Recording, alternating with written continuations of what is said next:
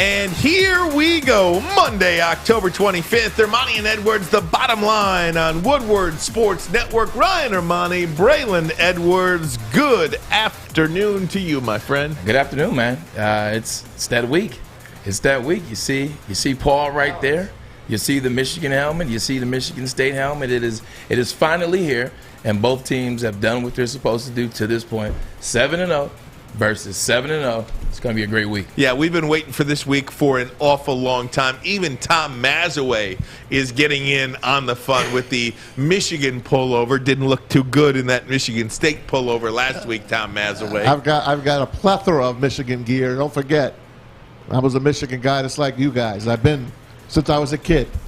You said was. Now, when you say was, are you now not a Michigan No. guy? I'll always be. Okay. Just clarify. But as a Michigan State dad now, I do have a little something for the green and white. I agree. I understand that when your money starts paying.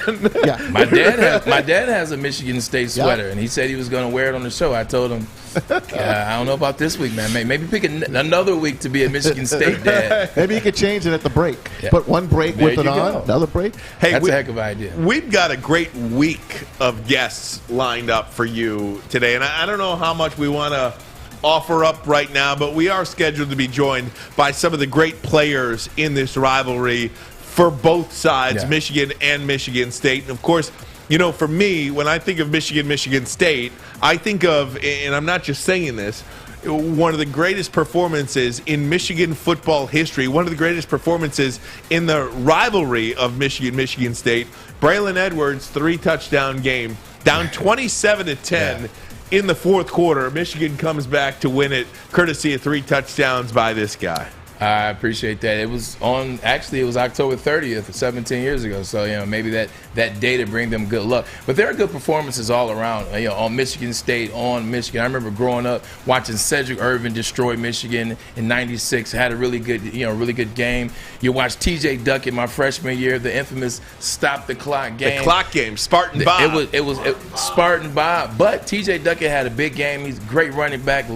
Kalamazoo, Lloyd Norris High School. So Charles Rogers, infamous games that he had his freshman year. So Plaxico Burress. How about that 99 Plaxico Burress game? So people have had big games. Mike Hart, another one that always had big games against Michigan State. Hence, you know, the phrase that I don't need to say. We all know what he said. But there's always someone that rises to the forefront on each side because they really feel that game, because they really understand that game. And they're usually individuals that are from the great state of Michigan. It's funny, when I was in college, I was actually at the 97 game, the Charles Woodson interception game, where we in the stands, and the crowd, we had no idea that he actually caught the pass. We didn't know what was going on. One of the greatest catches of the history of the rivalry. Then in the 99 game, one of the things that I remember is Plaxico Burress throwing down David Terrell, because that was one of my really good friends at Michigan, Dave Terrell, and he was tasked to play defense in that game. He lined up opposite Plaxico, and Plaxico, it's one of the famous highlights of the series as well. Plaxico just kind of pushed him down there, and Michigan State really had their way with Michigan that day until Tom Brady came in and tried to save them late, but was unfortunately he ran out of time. The interesting thing about that is, if you go back to the week leading up to that with Dave Terrell, is James Whitley was a starting defensive back. Yeah. You know, you had Will Patton starting defensive back. You had guys that were players at defensive back. But Dave Terrell used to mess around a little bit on defense, and defensive back coach Vance Bedford started messing around and letting him get some snaps. When they go into East Lansing and Plaxico had that game, he's killing every defensive back that lined up on him that game. So Vance calls for DT. He's like, hey, Dave, get in. They needed a different look. They figured Dave was 6'3.5", Plaxico was 6'5", you know, a little bit of a height match. Man, he went out there and, you know, he tried to do his best imitation of Charles Woodson, and Plaxico just beat the hell out of him. I was going to say, so much of David Terrell playing defense in that game was because of the influence that Charles Woodson had on skilled players playing both sides of the football. Maz, I mean, obviously, when Charles Woodson started playing offense and lining up at the wide receiver position, everybody's light bulb went off and said, hey, I want to do that too. You heard Mark Sanchez yesterday on the Lions game. He said you become a cornerback and a safety because you were a wide receiver that couldn't catch a ball. Isn't that what Mark Sanchez said yesterday? One of the many things that came out of his mouth? This is true. A lot of cornerbacks, they can't catch that ball. They don't have the ball skill to catch balls. They don't have the hands to catch balls, but they're still gifted athletes. So they're like, maybe I just go on this side of the ball where I don't have to catch it. So that's very true. There's a lot of truth to that story. This is going to be a fun week, guys. And look, for the first time since 1964, you'll hear that date. Michigan and Michigan State will play each other as top 10 teams in the Associated Press poll. Michigan is number 6 in the country. Michigan State number 8 in the country. We will get our analysis of that one in just a little bit. Obviously, we'll talk some Lions today as well. Just to show note, Kevin Kugler, the play-by-play voice for Fox, who called that game yesterday with Mark Sanchez, will join us at the top of the hour, top of hour number 2 of the program. So we'll talk to him about those Lions. Let's get into some Lions talk now. That game yesterday was the epitome of what we think many games will be this season and maybe even next season, Braylon, as they try to find some way to win a football game. The Los Angeles Rams, one of the best football teams in all of the National Football League right now, and the Lions went toe-to-toe with them with a few tricks up their sleeves for a while, and in the end just didn't make the plays that were necessary to win that football game. Yesterday on One-on-One Riff, shout out to our partners, One-on-One Riff, the pregame show, we talked about doing something different. We said that Dan Campbell early in the week changed the practice schedule. As opposed to going to the meetings, he went to the practice field right away and then went to the meetings. And I said, I don't care about what you do during the week. Different. I want to see something different on game day. I need you to change what you do on game day. Change it. Spice it up. Do something funky. You talked about potentially maybe, a hurry-up offense. Yeah. Well, they changed it up. You get a fake punt. That was successful. You get an onside kick. That was successful. And Jared Goff getting that momentum, getting in some good field position, having that crowd. Something awoke in Jared Goff, made some good throws. Khalif Raymond, he was able to find him yesterday. They look like a team that was ready to play, that can compete with the big boys, the Los Angeles Rams being the big boys. The Lions are a hard team to predict. They're a tough team to predict. You say, well, this is what happened against Cincinnati Bengals. I think it's over. They've given up. They reached that breaking point mass. And then they go toe-to-toe. And barring, 2 possessions, they have a chance to, tie the game and go to overtime with Matt Stafford and Los Angeles Rams. I'm going to say this. I don't think the Rams are as good as we thought they were. And I think the Bengals are better than anyone thought they were. Ryan, you hit it on the head about a month ago. You said, look out for this team. They're a fast riser, and it's the team that the Lions can look at and say, I think maybe we can be that. But, first step first. You got to draft right. You need your quarterback. You need a receiver. Burrow and Jamar Chase are amazing. But I'll tell you this. Dan Campbell coached the perfect game yesterday. He got that team ready. They crapped the bed 2 Sundays ago against Cincinnati. They were ready. They played that game like it was their Super Bowl. They truly did. Alex Anzalone, definitely. He played awesome. They played almost a perfect game. One bad break, Aaron Donald comes in, and Jared Goff rushes that throw. That was the best drive they had all season, maybe in 2 seasons. Yeah, and you talk about drafting. That's the big thing you said, Brad Holmes, Dan Campbell drafting. Well, you saw that on display with DeAndre Swift. We've been calling for him, Ryan. We've been calling for DeAndre Swift to get the ball out of the backfield. We know he's an explosive talent. We saw what he was able to do. He runs angry. We saw what he did in Athens, Georgia. We know at Georgia what type of back he was. Yesterday, they finally got him the ball out the backfield, and he made the Los Angeles Rams pay with a 63-yard touchdown. It was a hell of a catch. First of all, just to catch the ball. It's a really good catch. And then he was able to go the distance. You see what Accord did 2 games back. Accord, 2 sacks, at sacking each one of those games.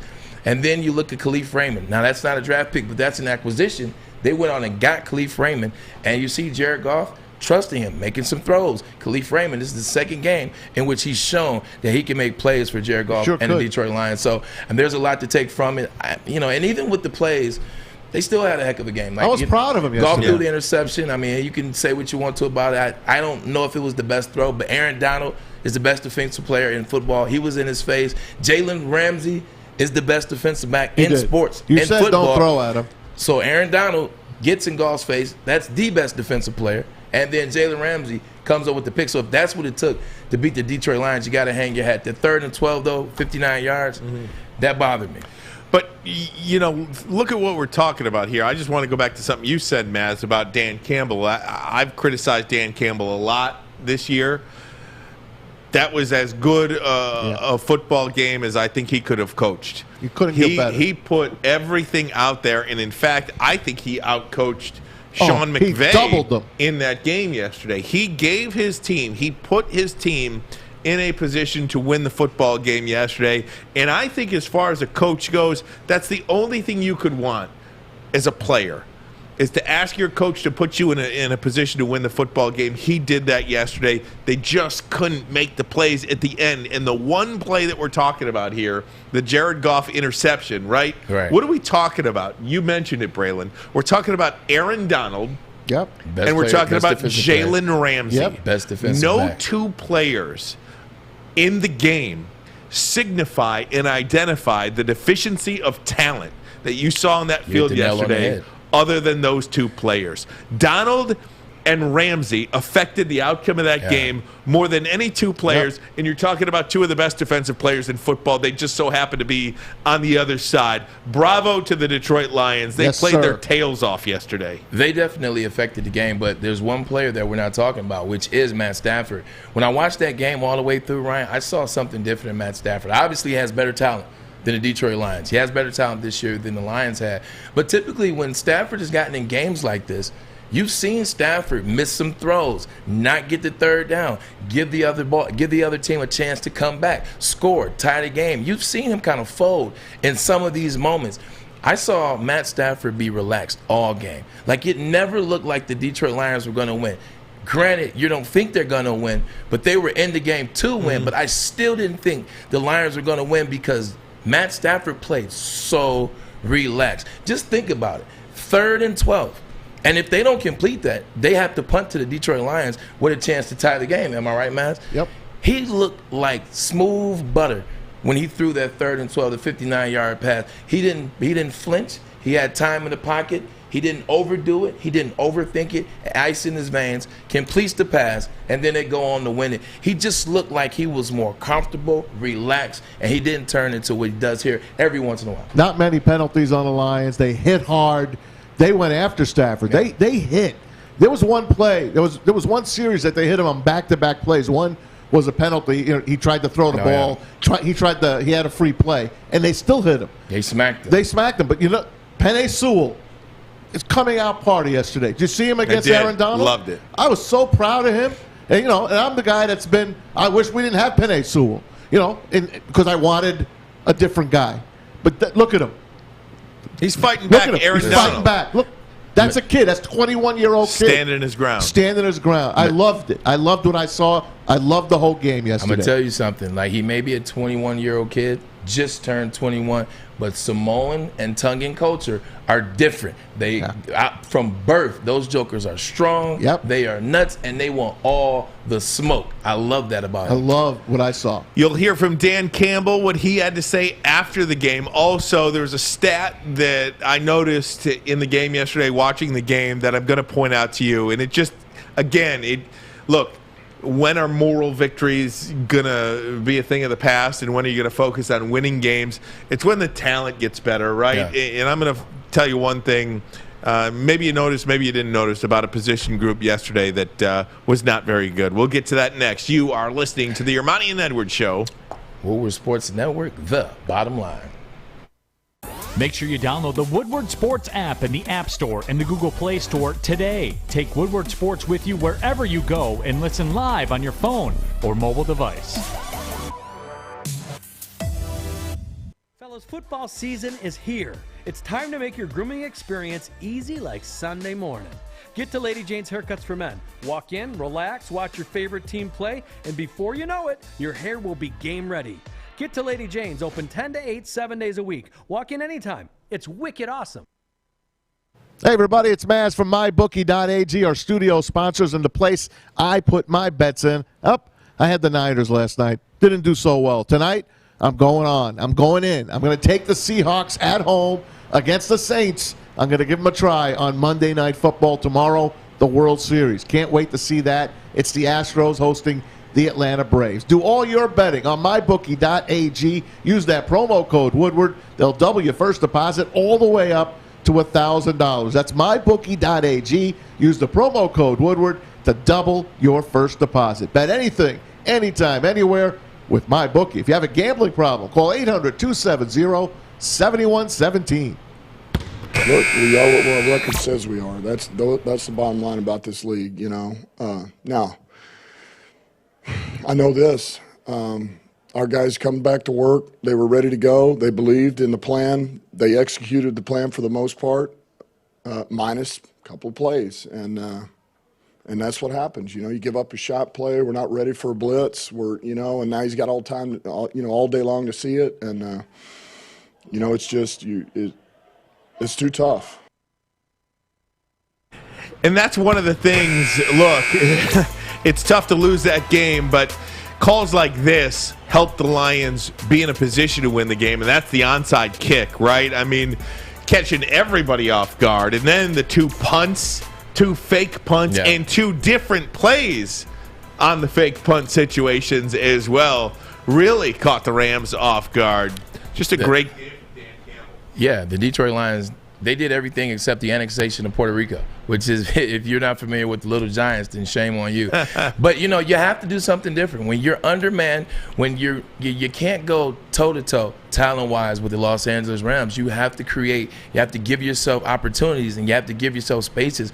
All these plays were successful. And when they're successful, not only do you get the ball, you get the ball in good field position. And what that does to Jared Goff mindset shifts.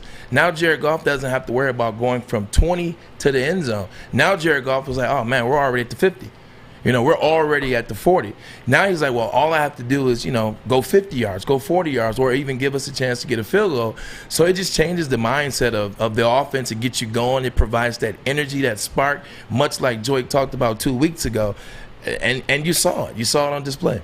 We talk about the Lions wide receiver group not being I hope this doesn't sound patronizing or that I'm trying to degrade them, but as a unit, probably not one of the most talented groups in the NFL. Is that I don't know how to say it other than they're not a very talented group. That's a fact. When you compare them to other NFL wide receiver units across the league. I don't want to disparage another man like that, right. but it's truth. Like, at the end of the day, men lie, women lie, numbers don't. When you look at the Tennessee Titans, Julio Jones was first round, A.J. Brown was second round. When you look at Jamar Chase over there, when you look at Mike Evans, and you look at Evans, and you look at Antonio Brown, you look at Justin Jefferson with the Vikings, you look at Devontae Adams. Well, look at Robert Woods and Cooper Kupp. I mean, those guys. Look at the Cardinals and what they have in A.J. Green and DeAndre Hopkins, and then look at the Lions. So your comment isn't patronizing; it's honest. So where I'm going with this is yesterday, Khalif Raymond had 6 catches for 115 yards. Love that guy. Great, right? Man. Undrafted player, leading your team. Khalif Raymond, now granted, Kaderil Hodge had 1 catch for 3 yards on a 1st and 20 in the 4th quarter. But I'll add him, fine. Kaderil Hodge is the only other wide receiver to catch a pass yesterday. Everything else went to tight ends and running backs. If that doesn't show you how depleted Jared Goff's wide receivers, how do you evaluate Jared Goff when he's got one guy? Well, you evaluate if he just sticks with the one guy that he's looking at. I understand that. Other than that, but he's got one wide receiver who's an undrafted guy. Right. Not taking anything away from him, but that's your only wide receiver that caught a pass yesterday. That's pretty damning. Yeah, that's what. But it goes to what I said earlier in the year. When you see that Williams got hurt, when you see that Cephas got hurt, at the end of the day, in the NFL, these players were all conference somewhere. They were all division somewhere. They were all state and high school somewhere. Somebody has to step up. When you get an opportunity, this is what you do with the opportunity. Khalif Raymond got an opportunity. He gets some passes, and he turned it into 115. Same thing we said about Michigan. When Ronnie Bell goes down, Roman Wilson gets hurt. What do we say? There are 93 scholarships. Somebody has to step up. That's the job of recruiting. They got an opportunity. Khalif Raymond made plays. Dan Campbell, after the game, talked about Jared Goff. And look, this was a 6-point game. The Lions were driving, and ultimately Jared Goff threw the interception at the goal line that really cost this team a chance to win the game. It happened, but they had a really nice game outside of that. And in one day, we'll be judging Jared Goff on wins and losses and not if he played hard and tried hard. But that's what we got to do now. Here's Dan Campbell after the game talking about Jared Goff. Yeah, I thought he was good enough to win with for what we were trying to do. I sure did. I thought he gave us a chance. We knew we needed to play this game a certain way, and really we did that. We wanted them to try to make them to play a little bit more of our game, and track meet was going to be hard for us, and so we needed to try to stick around to the fourth quarter and find a way to win it. And really we had an opportunity there at the end, and they got an interception and. All right, so there you have it. Dan Campbell talking about Jared Goff. The quarterback has to play better, right? And when we talk about Michigan, we'll talk about that as well. It's the most important player in football is the quarterback of your team. You got to play better. You can't make those mistakes. I think he played the game. I think he played his best game. I think for what was at stake, what was on the line, him going back home, him playing against Sean McVay, Matt Stafford, for him to be playing with what he had to work with, I think he played a really good game. And even with the interception, even with that interception, it still was a good game. Like you said, Aaron Donald almost got the sack. He throws an interception to a player. You got to give Jalen Ramsey more credit than that. People look at that and say, oh, he threw an interception. Jalen Ramsey wasn't in the screen. He knew the play was coming. Jalen Ramsey came underneath that route. So with that being said, the only issue I have, to be honest, was the 3rd and 12. The 3rd and 12 was the one that I have an issue with when they got the 3rd and 12 at Matt Stafford. And the reason why I have an issue with it, you look at the Vikings game, on 4th down, when the Vikings get within field goal range on 4th down, they get in field goal range. You look at Baltimore Ravens, 4th down and 19. They get the 4th down and 19 to get the 66-yard field goal. You look at 3rd and 12, having a chance to stop them, get the punt, tie the game. You have these mental breakdowns, and sometimes that's not coaching. That's mental breakdowns. That's the defense. That's the secondary saying, well, it's 4th and 19. Nah, Baltimore is not going to get it. We can, kind of just relax, and hopefully the D-line stops them. Oh, it's 3rd and 12. The defensive line is playing pretty decent. Those are what you call mental lapses. Those are what bothers me about the Detroit Lions in the secondary. Jared Goff, you mentioned him. Afterwards, he talked about returning to L.A. and the meaning this game had to him. Here's Jared Goff. Yeah, I got a lot of memories with a lot of those guys and a lot of lifelong friendships, and we did some pretty special things here in my 5 years here. So it's something I'm definitely really proud of, is what we were able to accomplish while I was with LA. And yeah, it's always cool to see that and have guys that are that mean something to you. So there's Jared Goff. We're going to jump back into some Lions talk when we hop on with Kevin Kugler. Yep. He called the game yesterday for Fox a 28-19 loss. The Detroit Lions now 0-7 on the year. They will host the Philadelphia Eagles on Sunday at Ford Field. It is Chris Spielman Day there. Oh, and man. I'm going. The Lion pride. Yeah, I mean, look, just a quick early one. I think the Lions win that game. I do think the Lions come through and win this game on Sunday. Don't say that, please. On Chris Spielman. Why? Because the last time we said that, it was against the Bengals. And I didn't really believe they were going to beat the Bengals. You said if the Jacksonville Jaguars won. Yeah, I mean, that was like a tongue-in-cheek. Right. Jacksonville won, so I'll give the Lions. I give you that. Yeah. It's tough to predict. We say they're going to win, they lose. We say they're going to lose bad, they don't lose bad. They have chances to win. The Detroit Lions, I don't know how to pick them, and I don't know how to predict them. All I can do is say. You're not the only one. I know, right? People are losing their money with the Lions. I would just say, take the momentum of what you did out there in L.A. Like, take that momentum. Now, obviously, you can't. You can't do two fake punts every game. You can't be kicking onside kicks all the time. But But now teams will be alert for it. See, Right. LA wasn't alert for it. Right. So you caught them sleeping. You caught them taking a nice lunch nap. But now teams are going to be looking for that. So you got to find something else. But keep that energy of keeping people on their toes, doing something that a team has not seen. Throw a bomb at the first play of the game. Heaven forbid. Keep people on their toes. That's what's going to give the Lions a little bit of some wiggle room to make some plays and be in some games. I was mad they didn't do a fake field goal. I was calling for it at the end there. That might be a better goal line play than actually lining up on offense. You want to know something? I think we got ourselves a field goal kicker. Yeah. Very good. Austin Seibert. Maybe they know a little bit more than we do, I guess. I don't know. Hey. Young player. Hey, the Bengals let him go because they like the kicker that they have now. So we might have gotten a good one. So we'll jump back into some Detroit Lions talk in hour number 2 of the program. But next, gang, it is Michigan State week. We'll get into here we go. next. Oh, man. Germani and Edwards. Woodward Sports Network, the bottom line. Tony is a third-generation logger that has a simple, practical approach to life and work. That's why his Coast DX342 knife is perfect for him.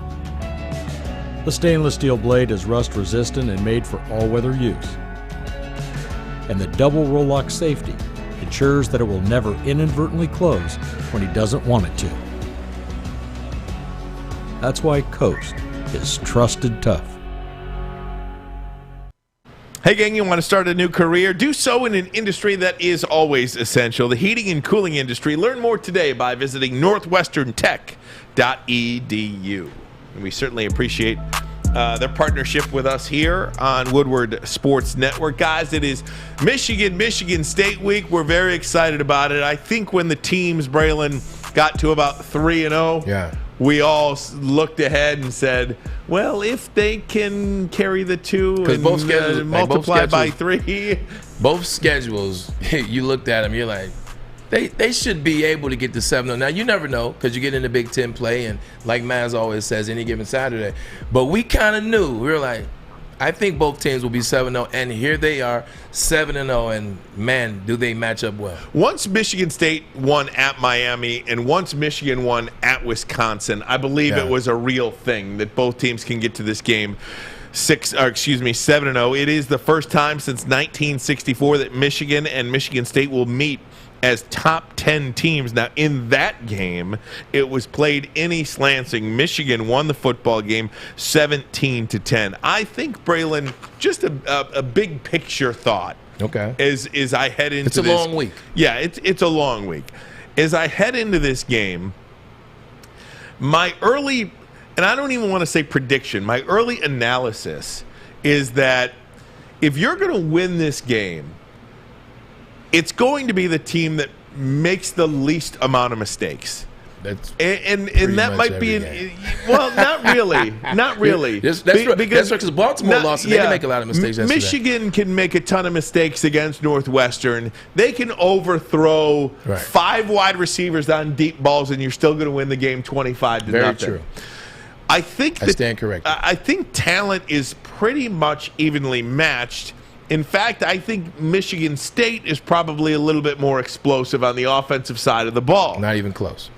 But they are. They are. You know, if Michigan is going to win, quarterback play has to be better, and you can't overthrow guys. You have to convert on 3rd down. You might even need a conversion on 4th down, and you can't turn the ball over. Now, the turnovers, knock on wood, Michigan is pretty good at that, but I think it's just as big of a turnover. I'll clarify it as a turnover. If you're not hitting wide open guys that are open down the field, that'll get you 30, 40, 50 yards on these bombs that Cade McNamara is overthrowing players on. We see it week in and week out. That's as good of a turnover to me because you're taking points essentially off the board. You cannot have that this week. Before I even go to the big picture, kind of what I think big picture, I want to correct you. Cade McNamara isn't overthrowing wide receivers. If you notice, and I saw this in a game this past weekend against Northwestern, and I also saw it against Nebraska, and I also saw it in a couple other games. Wide receivers, and I don't know if this is the Odell Beckham effect, and when he came into the league, and now everybody wants to stop and make the one-hand catch, or they want to stop and they want to make highlight catches. Wide receivers aren't running through the catch.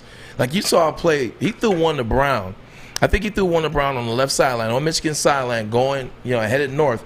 He threw one, and Brown stopped up to try to catch it, and the ball landed about 4.5, 5 yards behind where he stopped, jumped up, and caught the ball, and tried to attempt to catch the ball. You got to run through the ball. Everybody's trying to jump up. You guys aren't Julio Jones. You guys aren't 6'5", where you can jump up and maybe get that. You got to run through the catch and give Cade McNamara a chance, because all a quarterback needs to do is hit one. Once a quarterback hits a big pass, to get that confidence, then they go again. Now the offensive coordinator's like, hey, let's go back at it. But big picture for me, whoever controls the line of scrimmage is going to win this game. And I know that sounds, very cliche. Whoever can close the line of scrimmage on the defensive side of the ball as well as the offensive line is going to control the game. If you've seen when Kenneth Walker struggles to run and then you force Peyton Thorne to be the quarterback, has to beat you with the pass, they've struggled. You saw that in Nebraska. You saw that against Indiana because he had to beat you with the pass, so they struggled a little bit. So if you can do that as Michigan with Aiden Hutchinson and Ajabo, then you can have some success against Michigan State.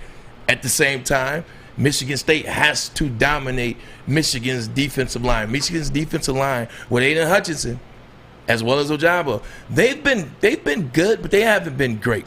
They haven't looked like something that's unstoppable. They don't look unblockable to me. If you say, hey, Aiden Hutchinson is the number one defensive lineman in the country, if you say that he's the number one rush defensive end in the country, you got to show me.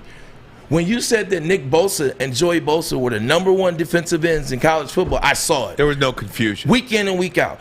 When you told me that Lamar Woodley was the best outside linebacker that we had, I saw it. When you told me that Brandon Graham was the best defensive rush in and rush, 12 sacks on top of 10 sacks the year before that, I saw it. So if you're going to tell me that Aiden's the best, I got to see it. So whoever controls the line of scrimmage and then whichever guy plays the best between Panasiuk and Aiden Hutchinson is pretty much going to win this game. I will tell you as well that I believe Josh Gaddis has to be better.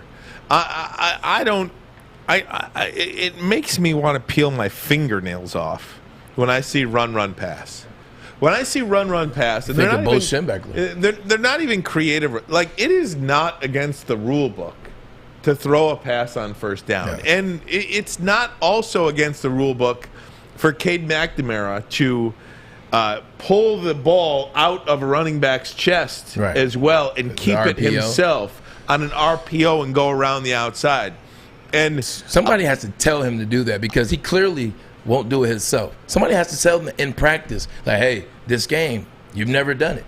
I believe that Cade McNamara has helped the Michigan Wolverines to this point to become 7-0 and be in position to be a top 10 team in this country and to be in a position to win a football game at Michigan State. However, he has to be better, and I don't know if I would give him 3.5 quarters like he got against Northwestern.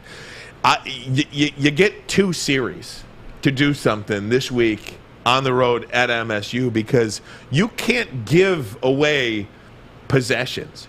And I think what Michigan was doing, how don't you score 0 points in 1 full quarter against Northwestern? No offense to Northwestern, but if you're at home coming off a bye, you can't get anything going. I think for Michigan to win a Big Ten championship, or heaven forbid, forget about Big Ten championship.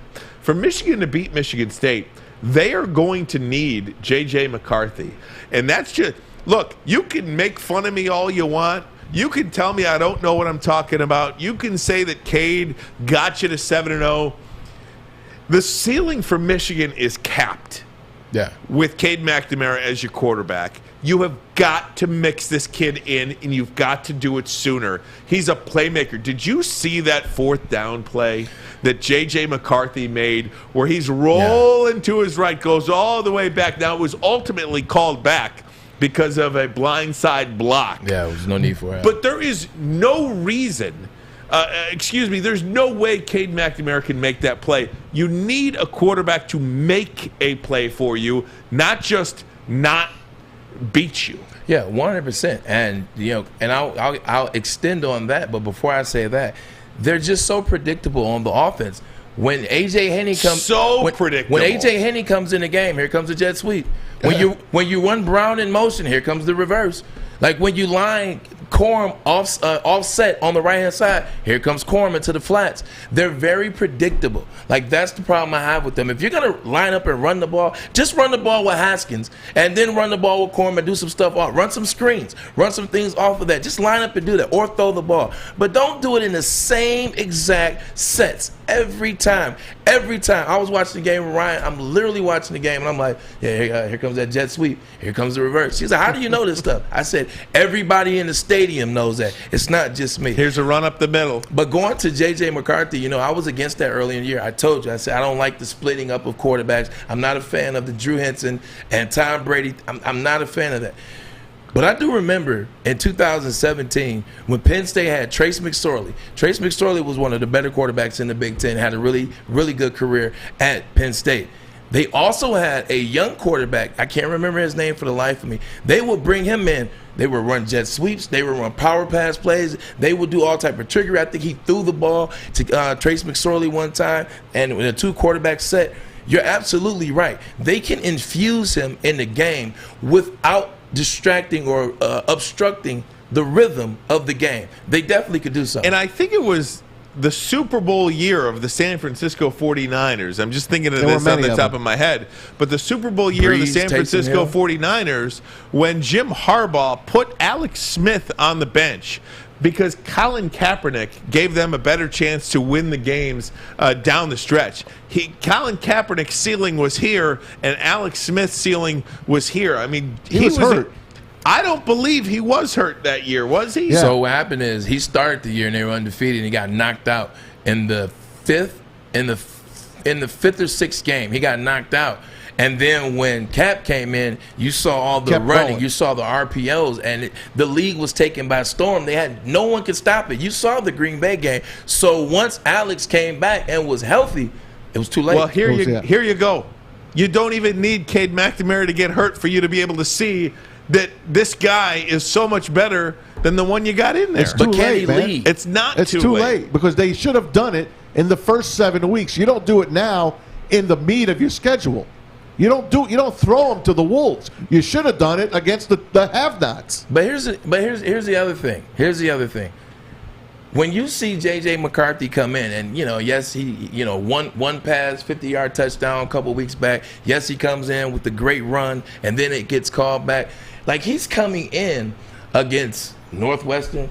He's coming in against Northern Illinois. He's coming in against Western Michigan. It's easy to do those things when you come in, change the rhythm real quick, and look amazing and look like you could be the starter. McNamara is a leader. He has gotten them to that point. They trust in him. Don't be so fooled sometimes with the shiny things. The new shiny thing isn't always what you need. I understand what you're saying, and I'm not trying to be, but I also believe I'm trying to be objective in what my eyes see. And what my eyes see is they can't go waste 3.5 quarters in East Lansing and think that they're going to win the football game. They're just not that good. Michigan State is too good to think that you could walk in there, waste 3.5 quarters, and say, oh, we're going to win today. We're going to bully you. We're going to bully you up front, and we're going to hand the ball off to Haskins, or we're going to hand the ball off to Corum. Not that good, and not going to happen. We got to take a break. That's it. Let me get it out. Get it out. That's another thing about Michigan. If you look at Corum and Haskins, they break a lot of tackles. That's how they've gotten a lot of yards. That's how they get these 100-yard games, these dual games. Michigan State is a really good tackling team. If you look up and down the linebackers, the safeties, they have a lot of tackles. What that tells me, they're not missing tackles. They're tackling people. They're getting to a player. That stuff isn't going to work when you play against Michigan State. So you definitely got to figure it out on the offensive side and change things up. More Michigan State talk next. Armani and Edwards. Woodward Sports Network, the bottom line. Do you know why realtors love using Hall Financial as a lender? Because of our commitment to speed and service. We have nearly 4,000 5-star reviews already. Call today, 248-308-5000, or go to callhallfirst.com. Make sure you download the Woodward Sports app in the App Store and the Google Play Store today. Take Woodward Sports with you wherever you go and listen live on your phone or mobile device. Halloween! It's right around the corner. Actually, Halloween is Sunday. So up until Halloween, up until Sunday, Papa Romano's has the gruesome twosome. That's right, two large pizzas, one topping, $19.99. Last time I checked, the pizza was $16.99 for a large. And you're talking about two larges for $19.99. The gruesome twosome Papa Romano's, only until Sunday, Halloween, baby. So Jim Harbaugh had some comments after the game. Michigan beat Northwestern 33-7 and really dominated in the fourth quarter. Kind of the second half of the third quarter and into the fourth quarter, really separated themselves, really wore down Northwestern. You're not going to be able to do that against the Spartans on Saturday, in my opinion anyway. Here's Jim Harbaugh after the game. Senior leadership, overall leadership, guys work extremely hard. They play hard, and they have a lot of fun doing it. So it makes it enjoyable to coach. I mean, you're not having to talk guys into things. You don't have to talk them in. You actually got to pull them back sometimes. I find myself in practice cutting periods out. We're 13 minutes ahead. Just all kind of things like that. Sometimes you got to repeat periods because I think I've done that once the entire year where we had to repeat a practice period. I mean, when they're at practice, that's where they want to be. And when they're playing games, that's where they want to be. That's when you have success, is when your players are so dialed in that they love to practice. When they're so dialed in that they tell the coaches they need to redo a period because they didn't like the intensity. They didn't like the way in which they were efficient or inefficient in that series. I've been there before. I remember my senior year, we lost to Notre Dame in the second game of the season. We went up there with a young Chad Henne. We lost. And after we lost that game, we came back, had a players-only meeting. You know how those go. And we said, hey, we got to change some things. We got to be dialed in. We got to hold each other accountable. When you are holding each other accountable and the players police themselves, Lloyd got a chance to step back. We start policing ourselves. We were getting on each other. We were making sure each other was coming with everything that they had. We were making sure guys were watching film. We were making sure we were watching film. We were doing all the little things. That makes the coach's job really easy. It makes it easier for a college head coach or even the NFL coach when players are policing themselves, when players are really dialed in, you don't have to tell a guy, hey, why don't the receivers, why don't you guys watch some film on Monday? We already did that Sunday night after practice, after the walkthrough. So that's really good to hear because that helps a lot in games. Take me back to when you were a player, Braylon, and so long ago I forgot. But what's this week like, Michigan State week? Because when you played, Michigan was in really a dominating period from 1970 to 2007. Michigan won 30 of 38 games. Right. They were 30-8 against Michigan State in that 1970 to 2007 range. So. That is something that's a part of the era that you played in. So what was it like for you? And conversely now, from 2008 to 2020, Michigan State 9-4 against Michigan in those years. They've won 9 of 13 games. So Michigan State has kind of flipped the script there in recent memory. But rivalry week, is it different? It is. It's definitely a different level. And one of the biggest reasons why it's a different level, Ryan and Maz, is because a lot of the guys that are on both of these teams are in-state guys. A lot of these guys play at the same high school. They played against each other in high school. They knew each other in high school or of each other in high school. When guys go back for Thanksgiving, they're probably going to run into some of these guys. Like I remember after the game would be over at Thanksgiving, you hang out at the malls when you go back home. You try to revisit old friends. You see these guys at parties. You see these guys at family get-togethers, and you run into them at the movies. You don't want to run into these guys having just gotten your butt whooped. So that adds a different level, and that's why I said every player you name that balled out in those games, they're all homers, with the exception of C. Wood, who's not far. He's down the street. So once it starts, the campus comes alive. You're in classes with the fans, and the fans are reminding you that this is Michigan State week. They're excited. Professors are excited. Stores, sub shops, Zingerman's, everywhere you go, people know that you're going to East Lansing that week, or that East Lansing is coming to you. So it just adds that level of intensity, adds that level of emotion. You don't want to lose to the in-state rival because you're going to have to see them and you're going to have to wear that. Like if you lose to Ohio State, you don't have to be in Ohio. You don't have to see them until 365 days later. When you lose at Michigan State, you're going to see these guys somewhere, some event, some dinner, some movie, some date, some party. You don't want to lose and then have to go to that party. How about back in the day? Did Michigan – I know Michigan was late to the table on you. I remember Dad saying that. Did Michigan State ever knock on your door? Yeah, Michigan State offered me the summer going into my senior year. So they offered me – that was my first major offer. And then after Michigan State was Cal and Vanderbilt. But I was cool with Michigan State at the time because I was tired of waiting on Michigan. I didn't know if that door was going to open. I actually was like, the hell with them. Yeah. Like, they want to be arrogant. They don't recruit me. My father was third-round draft pick. He was first team All-Big Ten. Yeah. Y'all don't recruit me. The hell with it. I'll go up to Michigan State with Charles Rogers, and we'll ride up. And think about it. I would have been up there with Charles Rogers. What could you guys have done? Jeff Smoker. Yeah, what could you guys have done? Try to stay out of trouble, but it could have been amazing. But I don't know if I was ready as a freshman too. I could have played as a freshman, but I wasn't at the level that he was at his freshman year, so it would have taken me some time to get to where I was like it did in Michigan. But, with Bobby Williams, and you saw that thing unfolded. Yeah.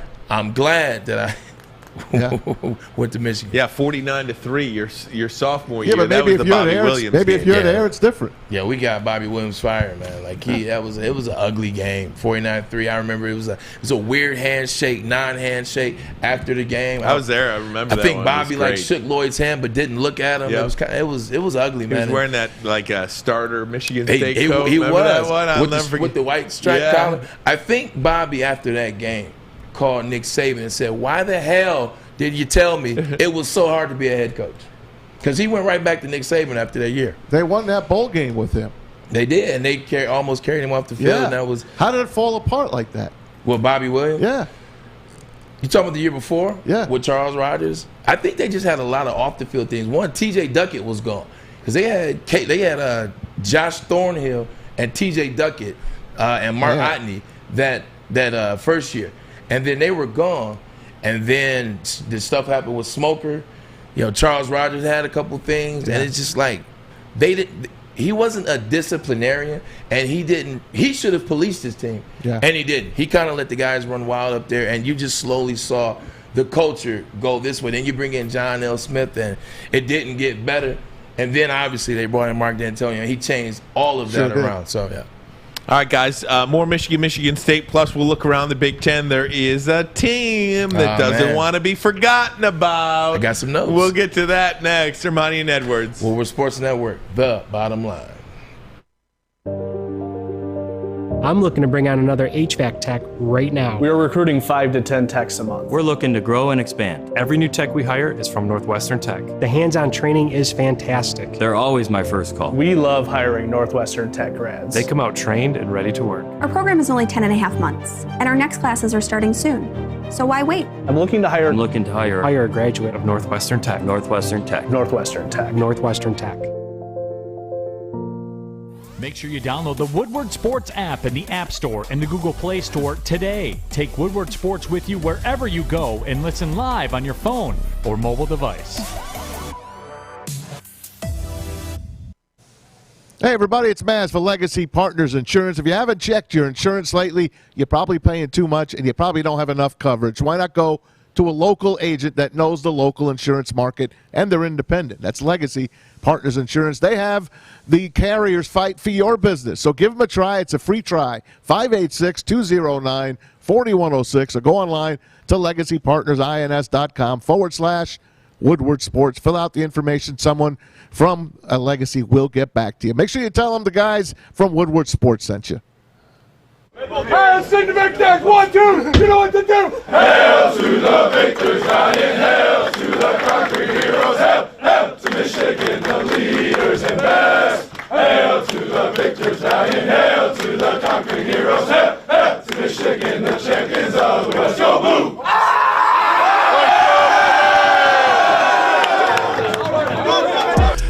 Michigan hoisting the George Jewett Trophy. The game honored the first black football player at both Michigan and Northwestern. Yeah. How about that? So the inaugural trophy there. That was a tall order back then. That's a hell of an accomplishment. Absolutely, no doubt about that. And now this week it is the Paul Bunyan Trophy up for grabs. There he is. So proudly positioned here on our desk. Michigan State. Braylon, great job bringing this stuff in too, by the way. Shout out to John Yu at Pro Sports, man, at Laurel Manor. He always takes care of me. He actually does some stuff with the show as well. That's awesome. Great guy, great dude, man. He takes care of my dad. I gotta go shopping with you there. Come on. I'll bring you. I'll bring the crew. I'll bring everybody to set it up. But you know what's crazy?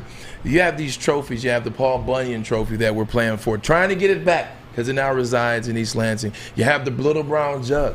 You have the Pruitt Trophy. Are we playing Minnesota this year? No, we don't play Minnesota. Minnesota plays nobody this year, except for Ohio State. So the jug is still I have here. never held the real Paul Bunyan. Never held it up. And you won 3 of them, right? After everything that I did to Michigan State, never held it up. Never held the Brown Jug, and I had a bunch of good games there. Every time I went to go grab the trophy, it was somebody that didn't play had the trophy, and I'm going to take my stuff up. Hey, let me ask you guys. And this is honest question. There's no trophy for Michigan Ohio State, is there? I don't believe so. No, they get Ohio State gets a little. No. They get gold pants. Oh yeah. They get the gold pants. We don't get anything. We just get to say we beat them, and we haven't been able to say that recently. Guys, just I don't want to say put a bow on it. We're going to be talking about Michigan State for a long time this week, but for me, this is as evenly matched a game as I think we have seen these two teams play over the course of the last 20 years almost, I think. And not only that, but I think it's pretty simple. If you're a Michigan guy or girl, you look at this game and say, Michigan's going to win the game. They're going to win the game. Conversely, if you're a Michigan State fan, I think you feel pretty good about this one as well. You're probably saying to yourself, Michigan State at home is going to beat this team because we think we're better. I don't think you have many Michigan people that say, we're going to go on the road to Michigan State and lose. And conversely, I don't think you have many Michigan State people say, you know what, they're just too much better than us. I think we're going to win. That is a very rare thing to happen in a Michigan State game. This is as evenly matched as we've seen. It's going to be a good one. I just hope the best team on the field wins. I hope somebody wins the game instead of somebody loses it. Like the punt game is somebody losing the game, right? Yeah. I want somebody to win that game. About that, like they did something, but that's neither here nor there. No, you're 100% right. And even if, kind of like to add to that, if a Michigan fan told a Michigan State fan, like, we're going to win, like, you know what I'm saying, like the Michigan State fan, like they wouldn't get into a huge argument over why the other one will win. That's how evenly matched it will be. It wouldn't be like, well, we have a better running back, we got a better quarterback, we got a better. They're just like, all right, that's what you think. This is what I think. It's going to be a good game. Hey, ticket prices are enormous. Students are selling their tickets. My daughter says one of the girls on her floor is trying to peddle her ticket off for $450. If you go on StubHub. Now, do you need a student ID? No, I don't know. I guess you do, but maybe not. Alex, you know better than me. Get involved, Alex. Tell us about it. You do need to have a student ticket. The students can sell to like kids that don't go to the school, but I think they have to be with someone that does. But I know you can only like transfer them like on StubHub. They're on StubHub. So on StubHub, student tickets are they're like $300, $350. Now, if you want to get 2 tickets together on like an end zone or upper deck, you're looking at $400 a ticket. Right, they're not cheap.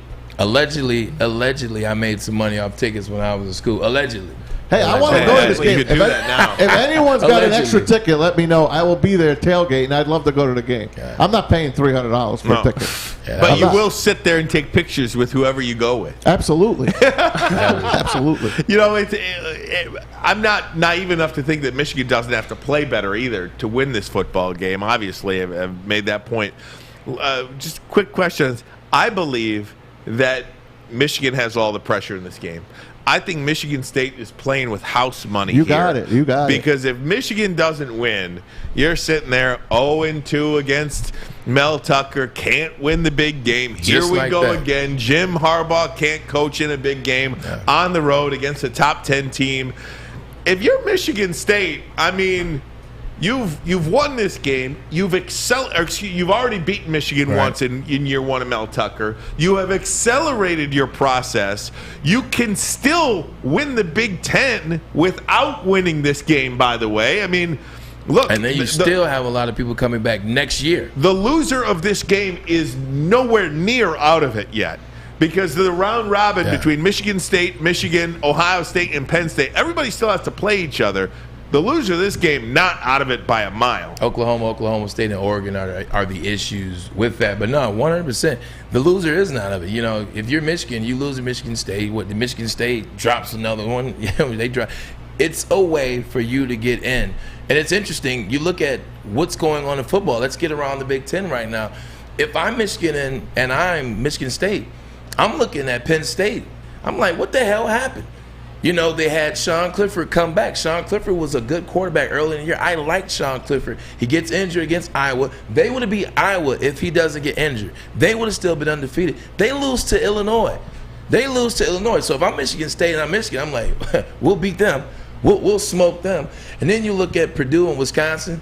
Purdue gets a big win against Iowa, and what do? They come against Wisconsin, and people forgot that Wisconsin had a pretty good defensive line. Wisconsin can still go to the Big Ten championship. Oh, that's close. After everything's said and everything early, the loss to Cincinnati, the loss to Notre Dame, the loss to Michigan, they still can go to the Big Ten championship in the West. This past weekend has done a lot of damage to the Big Ten. Oh man, it was already on its way down. You know, it's terrible. Look, it's the big three and the little whatever the hell's left over. I to be honest with you, you want to be honest. You want to call a spade here. It's the big one, and everybody else. Yeah. Well, it's the big one, then two, and then the rest. Yeah, and that's to be determined yet. By the way, let's see Michigan and Michigan State win a couple of games against tough competition before we go put. They're still good. They're not going to get blown out by anybody. And I think it's fun to kind of be that guy. Might have something to say about that. Yeah, let's be honest. I mean,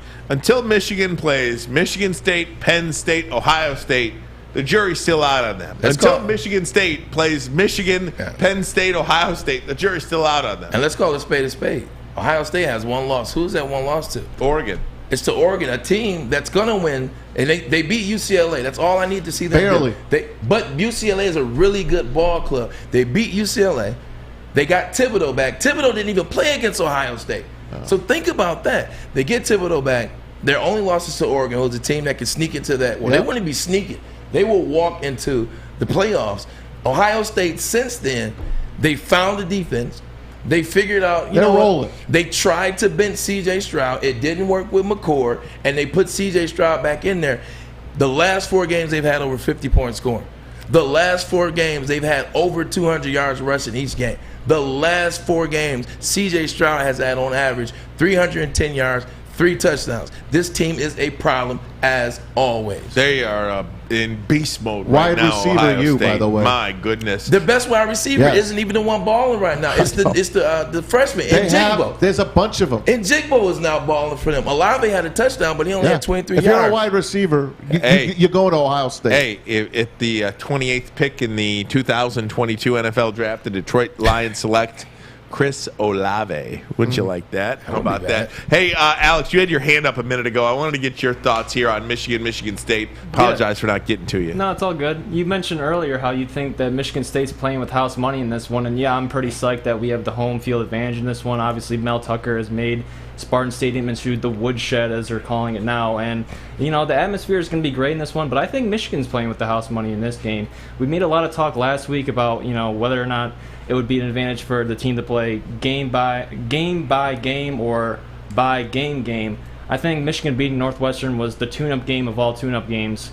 When they were up 10-7 at the half, I wanted to get in our group chat and start talking some trash to you, Braylon. Yeah, good thing you held out on that. But I thought better of it because I knew, they're going to make the adjustments. And I didn't watch the second half, but the score was all I needed to see. 33-7. Yeah. Their front seven did their thing. And, I think they're riding high into this one. But as far as who wins or loses, I think the winner is 1A and 1B with Ohio State. And like you said, Ryan, the loser, definitely not out of it. Yeah, and I think what Ryan means by house money is If Jim Harbaugh loses to Michigan State, the narrative is coming right back to what he's done. He's a fraud. Can't beat Michigan State. Can't beat the big Can't one. beat the big games. Can't beat the ranked opponents. Can't beat teams inside the top 10. All that comes back. You already lowered his salary last year. What more can you do? Well, the only other thing, too, is to move on. This 7-0 is nice, but you can't win the big one. But on the flip side, if Mel Tucker loses, I don't think anybody in Michigan State is really going to be calling for his head. Zero They're excited with what he's done to the program. He's changed the program in a very short time. If they lose to Michigan, they like, hey, you know what? They lost to a good team. We wanted that one, but we got them the year before. Let's continue the season and try to see if we can sneak into the Big Ten championship somehow, some way. So I don't think there's a big deal if Michigan State loses. If Michigan loses, oh man, it's going to be a riot. It'll be ugly. It's going to be ugly. Just reached the top of the hour. We're going to take a 15-second break. When we come back, he had the call yesterday on Fox, NFL on Fox. Kevin Kugler going to join us. We'll do it next. Hermione and Edwards. Woodward Sports Network, the bottom line. You'll be dying to get your hands on Papa Romano's gruesome twosome. This spectacular deal gets you 2 large one-topping pizzas for a limited time for $19.99. Order now at paparomanos.com. Make sure you download the Woodward Sports app in the App Store and the Google Play Store today. Take Woodward Sports with you wherever you go and listen live on your phone or mobile device. Extracurricular. Ooh, Penn Sewell not backing down. These are 2 large physical men. And that was shot yesterday. Penn Sewell kind of standing his ground there against Aaron Donald. Kevin Kugler had the call along with Mark Sanchez yesterday. NFL on Fox. And kind enough to join us now. Kevin, how you doing, bud? Thanks for the time. I'm doing great. Great to be on with you guys. I can't believe you interrupted Michigan State week to talk about this. Hey, what are we doing here? You could do both, Kevin. That's why we got you. Kevin, are you, and forgive me, are you doing many college games this year? No, I'm all NFL this year on TV. Apparently, college had enough of me. I graduated finally after many, many, many years of school. So, no, I get to watch like everybody else as a fan now, and I get to see things like this Michigan State week, which is like the biggest Michigan State week in decades. Yeah, 1964 was the last time these two teams met as top 10 teams in the country. So it is a really exciting time around here, and hopefully the game plays out the way we want it to here on this table. Anyway, with 2 Michigan guys. We got Braylon here. Come on. I wish I could have got some of that energy when I was in school, man. Like, I don't even think we were ever in the top 10 when we played Michigan State, and they darn sure. I think the highest they were ranked was 11 when I was at Michigan. I think the highest we were ranked going to the game was 11. That's fantastic. Yeah. But, Kevin, I want to get into some Detroit Lions talk with you if we could. You know, we call it Blue Monday around here because, you know, it's kind of like the same old result that you get. But it's so hard to quantify. These guys are playing their tails off. They're just not as talented as the other teams they're playing. When you're sitting there watching the game, you know, calling it, were you even surprised yesterday that the Lions were in a position to win that game yesterday? I guess I wasn't surprised because it's the NFL and anything can happen. And the Lions have been competitive outside of a week ago when they just got the doors blown off them, especially in the second half. So I guess I wasn't shocked. But I really think the Rams are excellent. I think the Rams have as good a wide receiver core as anybody in the National Football League. We all know Matthew Stafford is having a terrific start to his season, and he seems very comfortable in Sean McVay's offense. So from that standpoint, I was a little bit surprised. But I'll tell you, they played their tails off for Dan Campbell and that staff. I mean, we all thought when that staff was put together, a group of former players, a lot of energy, everything that was going into that, we all thought it would be a cool staff to play for if you were somebody who played the game. And I think you're seeing that pan out. But like you said, they're just not as talented as most of the teams they're going to run into on a Sunday. I mean, you know, nothing against Geronimo Allison or Tom Kennedy, but those are guys that are probably not going to be regular receivers on a team that is loaded with talent in this league. Hold on, Kevin. So you mean to tell me you were not surprised that the Los Angeles Rams, with God's gift to the Rams, which is Matt Stafford, you were not surprised that they were almost in a position to lose that game? Come on, Kevin. I was somewhat surprised. Okay. I might say, look, I go into these games every week on the only thing I ever hope for is do we get a competitive game? And that's the great thing about the National Football League is most weeks the answer is, yeah, we get a competitive game, but I'd be lying if I said I didn't walk into this going, all right, we better have extra stories ready for the second half. There we go. Thank you. We better have a few extra stories ready, and to my delight, we didn't have to tell those stories because the game turned out to be the story. And you know what? And again, I give Dan Campbell and his group a ton of credit because they've got them battling. And Braylon, you know this. Everybody who watches football knows this. When you are on a team that consistently loses, man, it's hard to keep that going. It's hard to every week get out there and go, all right, let's go do it again and lose again. I mean, that's hard, and they're doing that. They're still battling. They're still competing. I give them a lot of credit. They're going to break through at some point. I thought for a while it might be yesterday because he threw everything he had at the Rams. Yeah, you're 100% correct because I had a couple of those years in Cleveland where it was like, again. But, Kevin, let me ask you a question. Let me separate the game from, Jared Goff and Matt Stafford and the Lions versus the Rams. Talk about this Rams team. How good are they really? Because I think that's the question that people want to know. Because when I think of the NFC, the best in the NFC, I still don't have them at the top. I'm still the Cardinals, the Bucks. Like, the reason why is, you look at the Seattle game, you look at if Russell doesn't get hurt, Stafford struggled a little bit that game, and then Russell was hurt. You look at the Lions game, I know it was a bunch of, Harry Potter wizardry by, Dan Campbell, but it still happened. And then you look at, obviously, the loss against the Cardinals. Talk about how good this team really is. And that's a big question for me, too, because I've seen the Cardinals twice this year. We had them back-to-back weeks. In fact, 2 weeks before we had the game yesterday, we've had the Arizona Cardinals.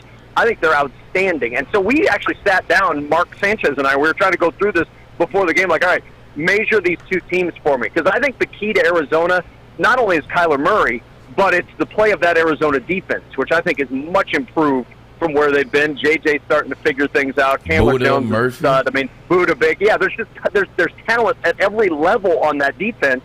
But I kind of see that with the Rams. I mean, Aaron Donald's the best defensive lineman in the league, maybe the best defensive lineman we've seen. You've got a secondary that's got talent back there. You've got Jalen Ramsey, who's maybe the best corner in the game right now. And then you look at the wide receiver corps for these two teams. I love the Cardinals' wide receiver corps. But how do you argue against what Cooper Kupp and Van Jefferson and all those guys are doing for the Rams right now? Those two teams, I think, are nip and tuck, and it's going to come down to quarterback play. And maybe it comes down to the fact that Kyler can beat you not only with his legs, but with his arm.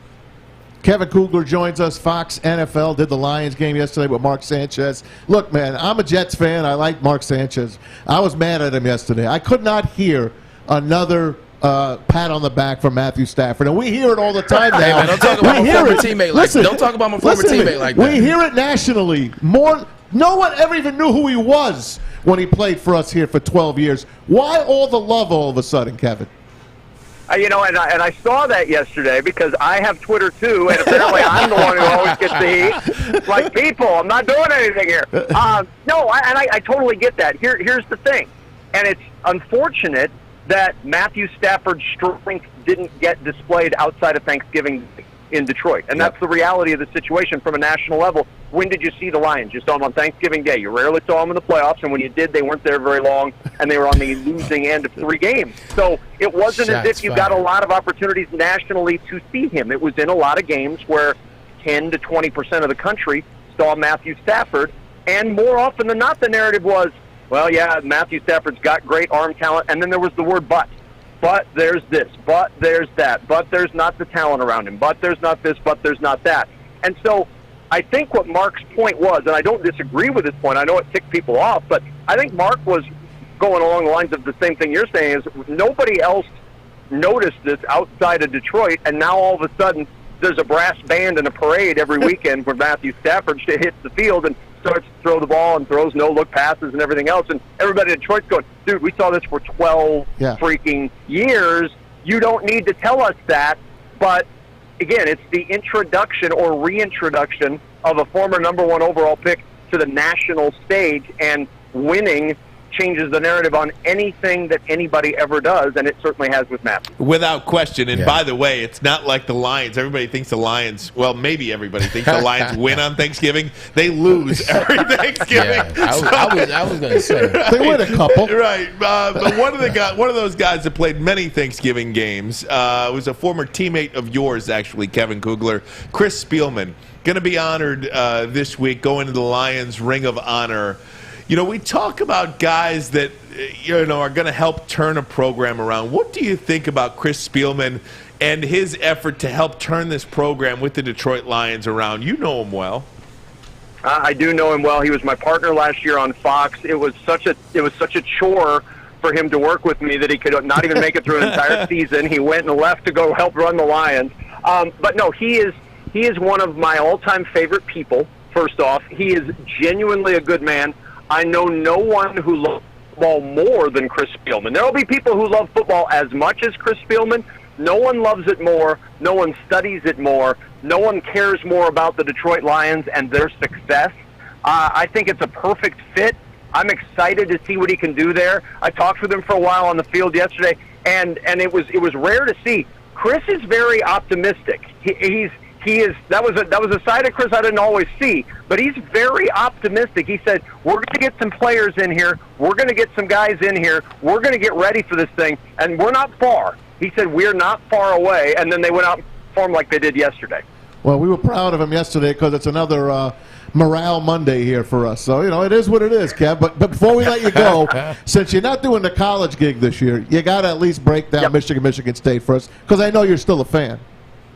I have watched both teams this year. What I see from Michigan State is a tremendous run game. I'm not sold on their defense. I think the defensive edge for Michigan in this game is enough to win them that game. I like what Mel Tucker has done at Michigan State. It's a remarkable turnaround, and it just shows the value of when you're installing a program to actually have a real off season. When you didn't have a real off season in the 2020 COVID year, nobody looked like they should have. Now they look a lot better. They look smarter. They look quicker. They look better coached. But so does Michigan this year. And I think Michigan has the full boat for this game.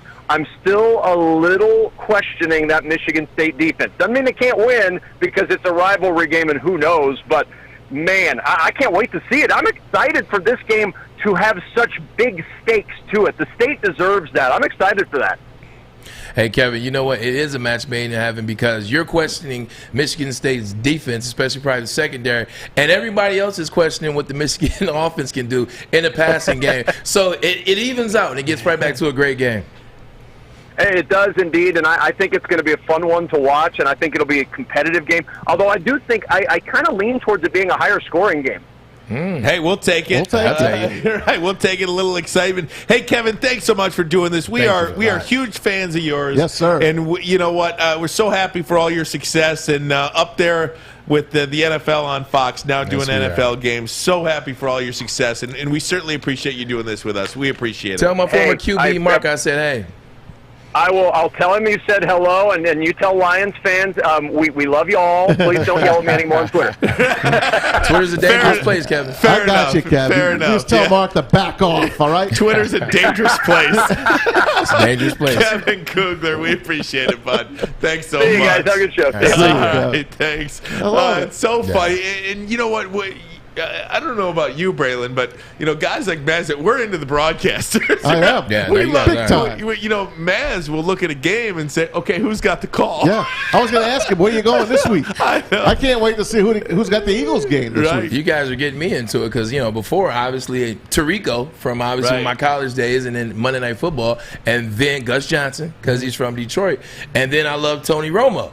But outside of that, I could care less of who's doing the game. You got a relationship with Romo at all? Have you ever your paths crossed at all? Yeah, he beat me when I was in Cleveland, and I beat him when he was in when I was in the.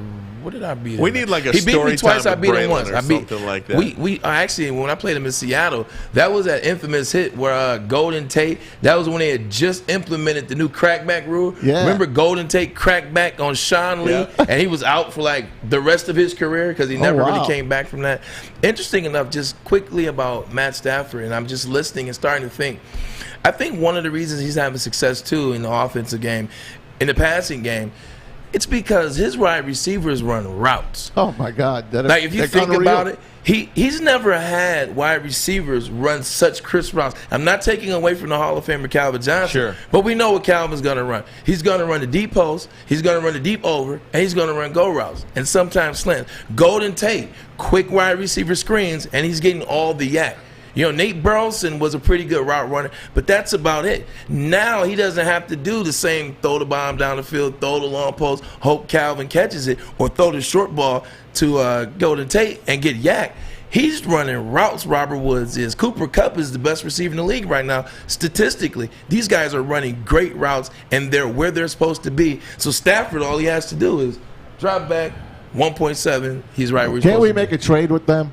Let's give us Van Jefferson. They tried to get him in the game yesterday. So Let me have that kid. off. Give me that kid. You know, that's Sean Jefferson's kid. I know. Long-time Lions Go get assistant, wide receiver coach Sean Jefferson. What team's got all the riches, for crying out loud? Hey, remember when the Lions had, Golden Tate, Marvin Harrison, Calvin John? I mean, that's a great trio there. Marvin Harrison. And not Marvin Jones. Yeah. Yeah, you're right. They did. I mean, that's pretty darn good if you ask me. Hey, gang, want to go around the NFL? If we could, we'll do that. We'll jump back into some NFL talk, or excuse me, into some college talk in about 15 minutes from now. But overtime stuff. Yeah, I want to go around the NFL. Is that game still going on, by the way? Yeah, they're in overtime, in their 82. 17th overtime now, going for 2. I have a little different analysis than most out there. I'm waiting for it. We'll do it. NFL next. Sorry. It's a Monday. It's a dreary Monday. Night It's football a blue tonight. Monday. Hermione and Edwards. Woodward Sports Network. Boom. Okay, you thirsty little spin goblins. I want you to pedal into the next dimension. Spin it. Spin. Spin. Uh-oh. Carmen's falling behind. Let's give her the hiss of shame. Spin. Spin. Spin till you bleed. Don't ride the bike of shame. Come to Planet Fitness and find your own lane with tons of equipment, free fitness training, and no hissing. Join today for just $10 a month. Hey, fellas, football season is here. It is time to make your grooming experience easy like Sunday morning. Get to Lady Jane's Haircuts for Men. Walk in, sign in, relax, watch your favorite team play, and before you know it, your hair will be game ready. Lady Jane's, open 10 to 8, 7 days a week. Walk in anytime. It is wicked awesome. Wicked awesome. I know you do that. I got to pull it out of my ear like this. The old earpiece. Sometimes did you get straight yet with your beard? Did you get your beard taken care of here yet? Yeah, I haven't got it done yet, but I've narrowed it down. I think I'm going to choose Alyssa to go ahead and check out the beard one time. I'll let her line the beard and wash it and do that. I'm not letting her touch my hair. You know what I'm saying? I've been going to the same barber for a long time. Right. You know what I'm saying? I'm a black very man. particular. I don't think I've seen your hair in 2 months that you've been here. I mean, look at that good-looking guy. Look at this guy. Look at this guy. It's a little something in there. Good-looking guy. My goodness. Can we go around the NFL? How about a little music there, Fish? You got a little music give us for a nice me? 3-minute Get bed into the there, game Fish. over here, Fish. There you go, There you Fish. go. Get into the Stay game over on here a it, little like bit. Casey Kasem, man. Stay on. Yeah, that's it. Good. Guys, we'll start with the New England Patriots. 54 Boy, did they hate the to Jets. 13 against the Jets. And how about this? So maybe I meant to say they were going to get 50. Point about this game, too. That's it. Robert Saleh has not been very good as a head coaching option for the New York Jets. No. Terrible. Zach Wilson hurt yesterday. But they have a win and the Lions don't. No. Matthew Judon rolled into him, but I heard the Jet fans were pissed yesterday because there were 3 in a row hits on the kid, on Zach Wilson, that they didn't call roughing. And then the last one, they roll his knee. Kid's out 2 to 4 weeks with a sprained PCL.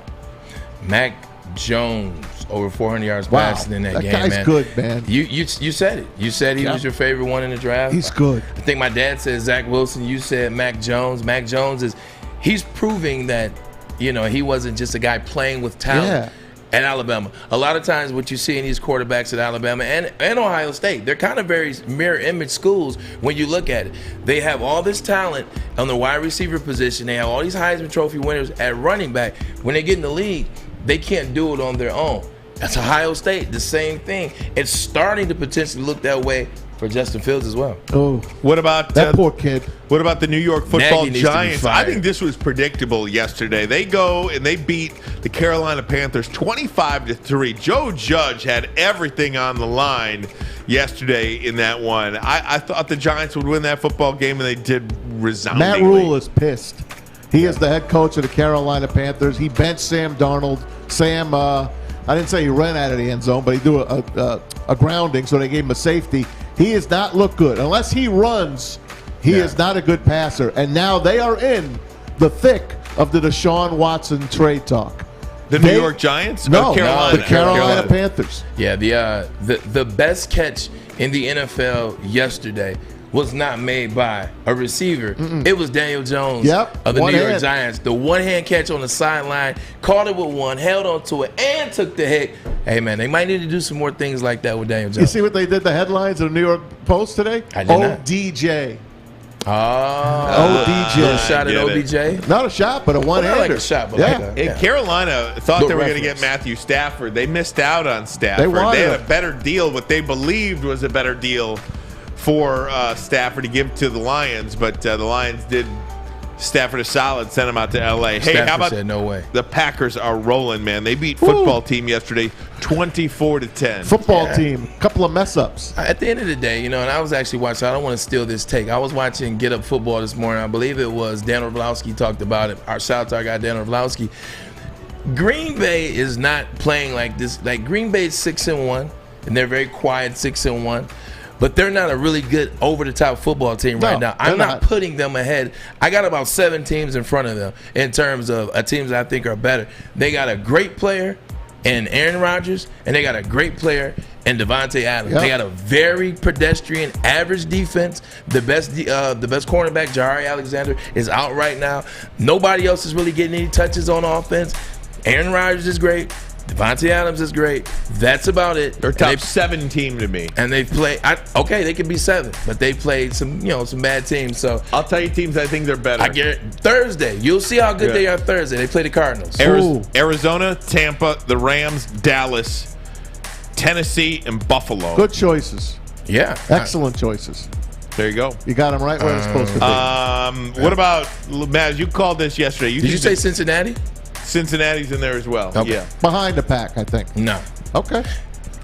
Missed field goal. They beat the pack. Good point. Yeah. Very good point by you.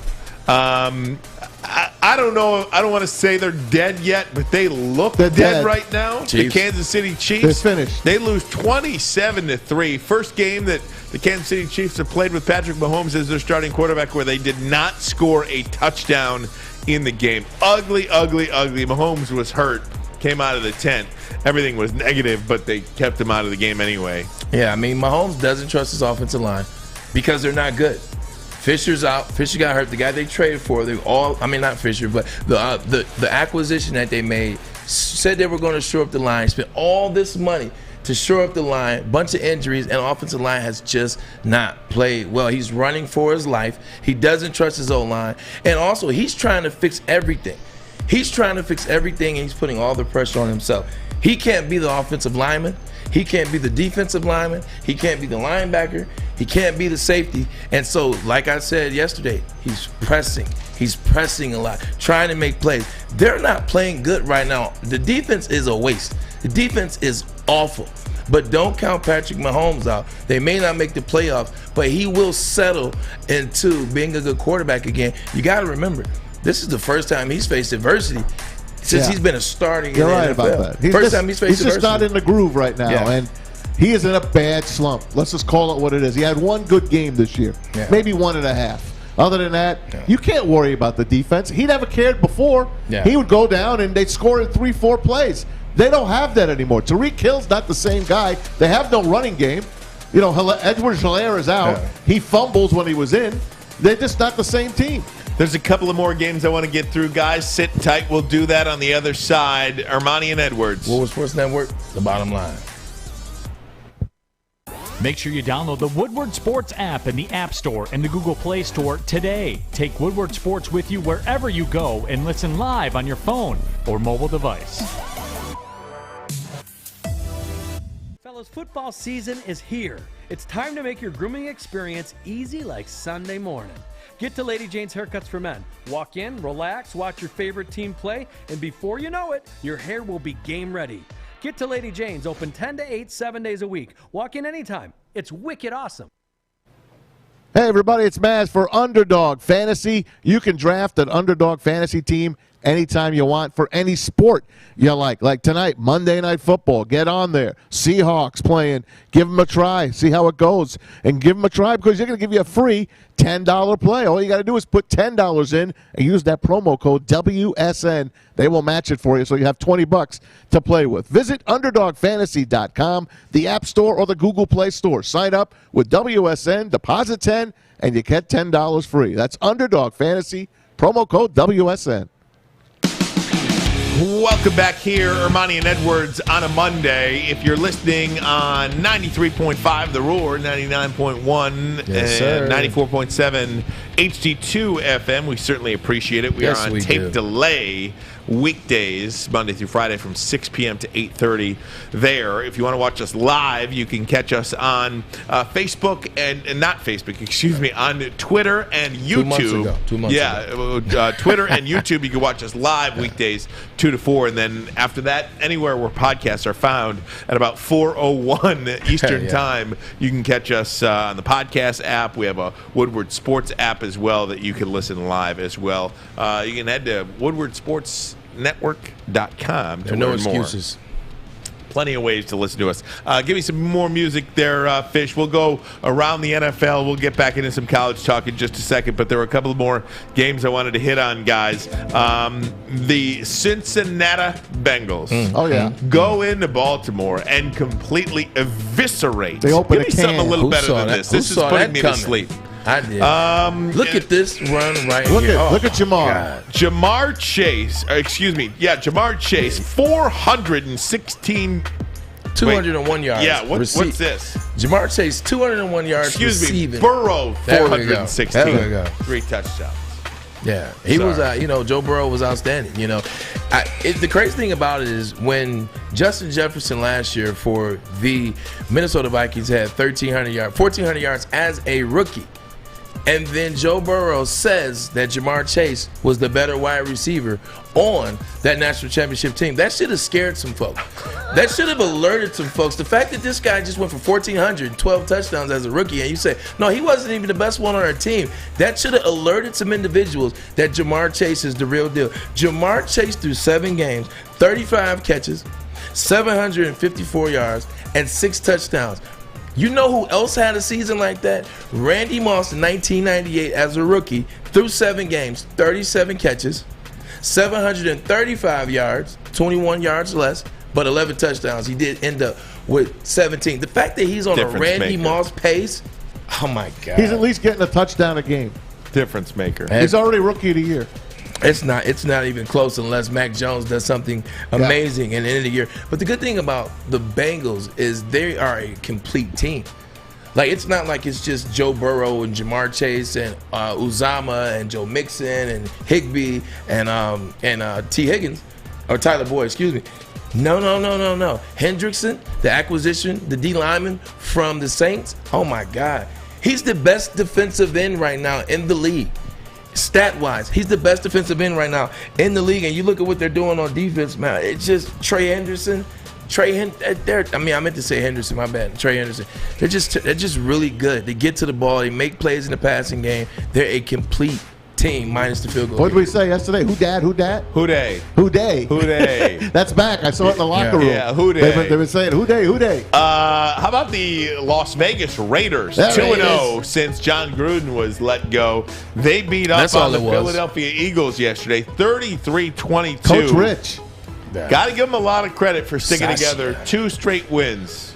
Yeah, everything that they were going through, man, it's tough. It's tough when you go through things like that. Adversity, but not even that, the distractions. It's tough when you go through something like that distracts you from football. Like, you want to be able to play football. You want to be able to go to practice. You want to be able to watch film. You want to be able to go out there and do your job. But when you have things like what was going on with John Gruden come down, it's tough. So to see Coach Bisaccia get two wins back-to-back. Derek Carr playing well. Their defense seems to be back on the right track.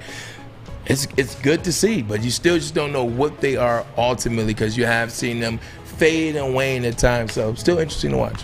The Arizona Cardinals joined the Michigan Wolverines and the Michigan State Spartans as 7-0 teams. I like that. They spotted Houston a 5-0 lead. Yeah, in the football world, a 20-point favorite in that one, and cover. The Cards win it 31-5. Yeah, DeAndre Hopkins, I think he still feels a type of way about the way in which he was just given away from the Houston Texans. He lucked out.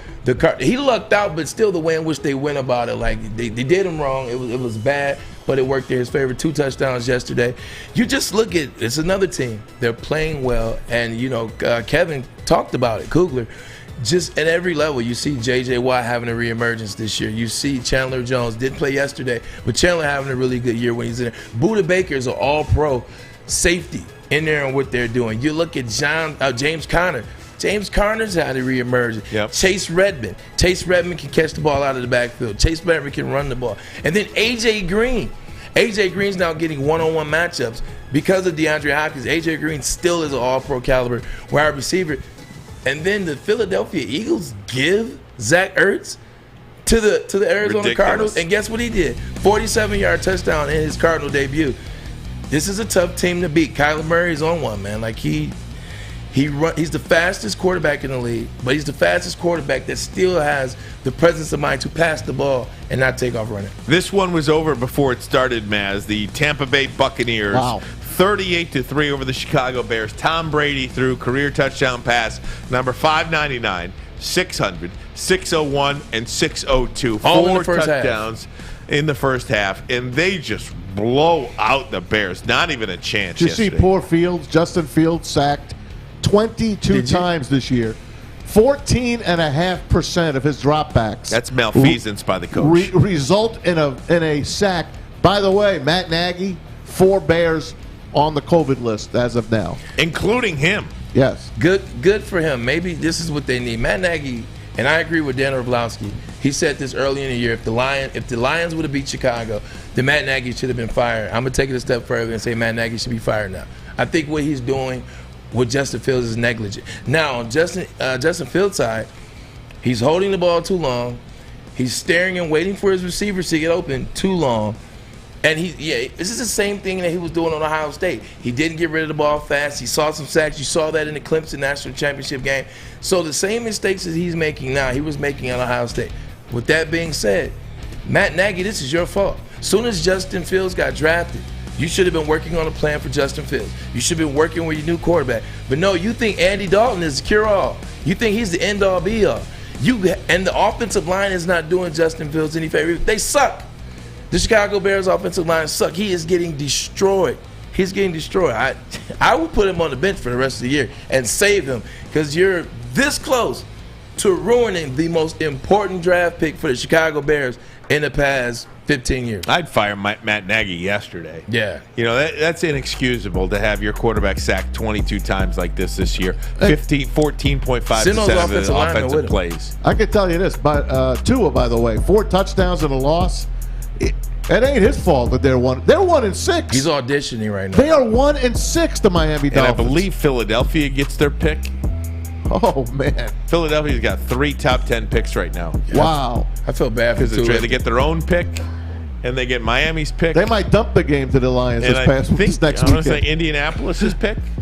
Wow. Indianapolis though won last night, so they're not in the top Carson 10. Wentz. I take my hat off to Carson Wentz. Was it you that picked the Colts again last night? This guy's on fire. In the rain. That was me. What happened to the Niners?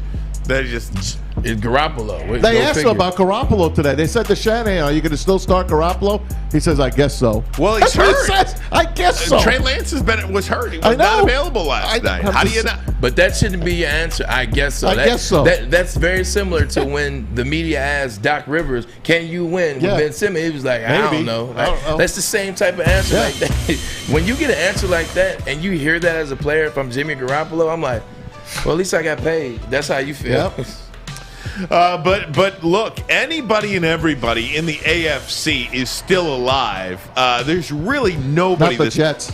Well, if you have 4 losses, you're still alive. New England at 3-4 alive. Cleveland 4-3 alive. Indianapolis 3-4 alive. The Chargers 4-2. Kansas City at 3-4. They're alive. I mean, Colts are the best team in football with a losing record. No question. The losing record that they have, Mazin, you've called it all year. That does not reflect who they are at all. Look out, man. Carson Wentz. What do you guys say tonight? Monday Night Football, the New Orleans Saints on the road at the Seattle Seahawks. It'll be Geno Smith again under center. Or against do you your guy. say under center anymore? Whatever. I guess. At the quarterback position. How does Russell come back? I think they said 6 weeks. Seattle a 4-point underdog. New Orleans a 4-point. Wow, New Orleans a 4-point favorite on the road. Who do they want you to take? Well, they're begging you to take Seattle. Exactly. Yeah. So go the other way. I'm rooting for Seattle, though. You look at Geno Smith and you assess his game and a quarter that he's played, or a game and a quarter and a half that he's played since Russell went out, and he hasn't played bad. Like, he hasn't played great, but he hasn't played bad. He understands the assignment. Get the ball, lock it. Geno and DK Metcalf. Don't turn the ball over. The one turnover that he had against who was at the Cardinals, the one turnover against the Cardinals was because of wide receiver slip, so it wasn't on him. Geno's not playing too bad, but you can't win with Geno. When's Michael Thomas coming back? Never. He didn't want to play. He didn't want to play for the Saints anyway. He's persona non grata. He's milking it. Wow. Yeah. He's milking it. That's interesting. We'll take him. Hey, I'm sure if he doesn't want Campbell would like him. I'm sure former Saint. If he doesn't want to play for the Saints, I'm sure he's going to run right over to the Detroit Lions. Campbell? Sure he would. Yeah, it's just something. He could be our leading receiver. That's it. I'm telling you right now. I'm calling my shot. You could be our leading receiver. I'm calling my shot. Michael Thomas will be a Detroit Lion. I'd love to see Maz out there running around. Can you imagine Maz with a helmet? But he would have like the one bar. He would have the Matt no bar. Single bar. Come on, man. Like player. Like the player. Here, Gary Anderson. His midsection would be hanging out. Catch up. That's not very nice. That was me. That was not very nice because that's what would happen to me. Okay, that's what would happen to me. I was talking about myself. I'm joking, man. I don't care. I got my eye on you, man. I got your back up here, man. Thanks, B. That's how you look anyway. That's how you looked at Grosse Pointe South. That's why your jersey didn't get retired. I never came out of the game. You never went in. Never came out of the game. You can't come out of something you're not in. You have no idea. I'll bring some VHS tapes, Braylon. Beta. And I'll show you. You come over. Actually, I don't have any in the house. We got to have some here. I'll bring the tapes here. I'll show you. You should see me knocking out this kid. I knocked him out. He was sitting there like this. His arm was like that. Did you hit him with your car? Oh, no. Crown of the helmet, baby. Oh, man. He was trying to tackle me. Crown of the helmet. That would have been targeting. You would have been not very nice either. Oh, man. This is the 90s, bro. Speaking of high school football, what do you guys feel about the rock, paper, scissors stuff? What's that? So now they're not doing coin toss in high school football. Some of the teams, some of the leagues aren't doing coin toss. I swear to God. Rock, paper, scissors. Who does that? It was in Pennsylvania. I think I saw it. Get out of here. Leave it there. I promise. We got to get some video am of that Am I lying, Fish? Rock, paper, scissors. They're not flipping coins in certain leagues now. In certain states. You are correct. Thank you. Fish is all about it. Fish is a huge into rock, paper, scissors. Not really, but I just know it was surfacing all over the intranet, and it's kind of hard to miss it. I didn't see it Saturday at Ford Field during the prep bowl. Great games, by the way. Loved it. Hey, did you guys see the 9 overtime football game? Oh, my God. Illinois and Penn State. It. Want to get your thoughts on that next. Armani and Edwards. Woodward Sports Network, the bottom line. Fellas, football season is here. It's time to make your grooming experience easy like Sunday morning. Get to Lady Jane's Haircuts for Men. Walk in, relax, watch your favorite team play, and before you know it, your hair will be game ready. Get to Lady Jane's, open 10 to 8, 7 days a week. Walk in anytime. It's wicked awesome. You'll be dying to get your hands on Papa Romano's gruesome twosome. This spectacular deal gets you 2 large, 1-topping pizzas for a limited time for $19.99. Order now at paparomanos.com.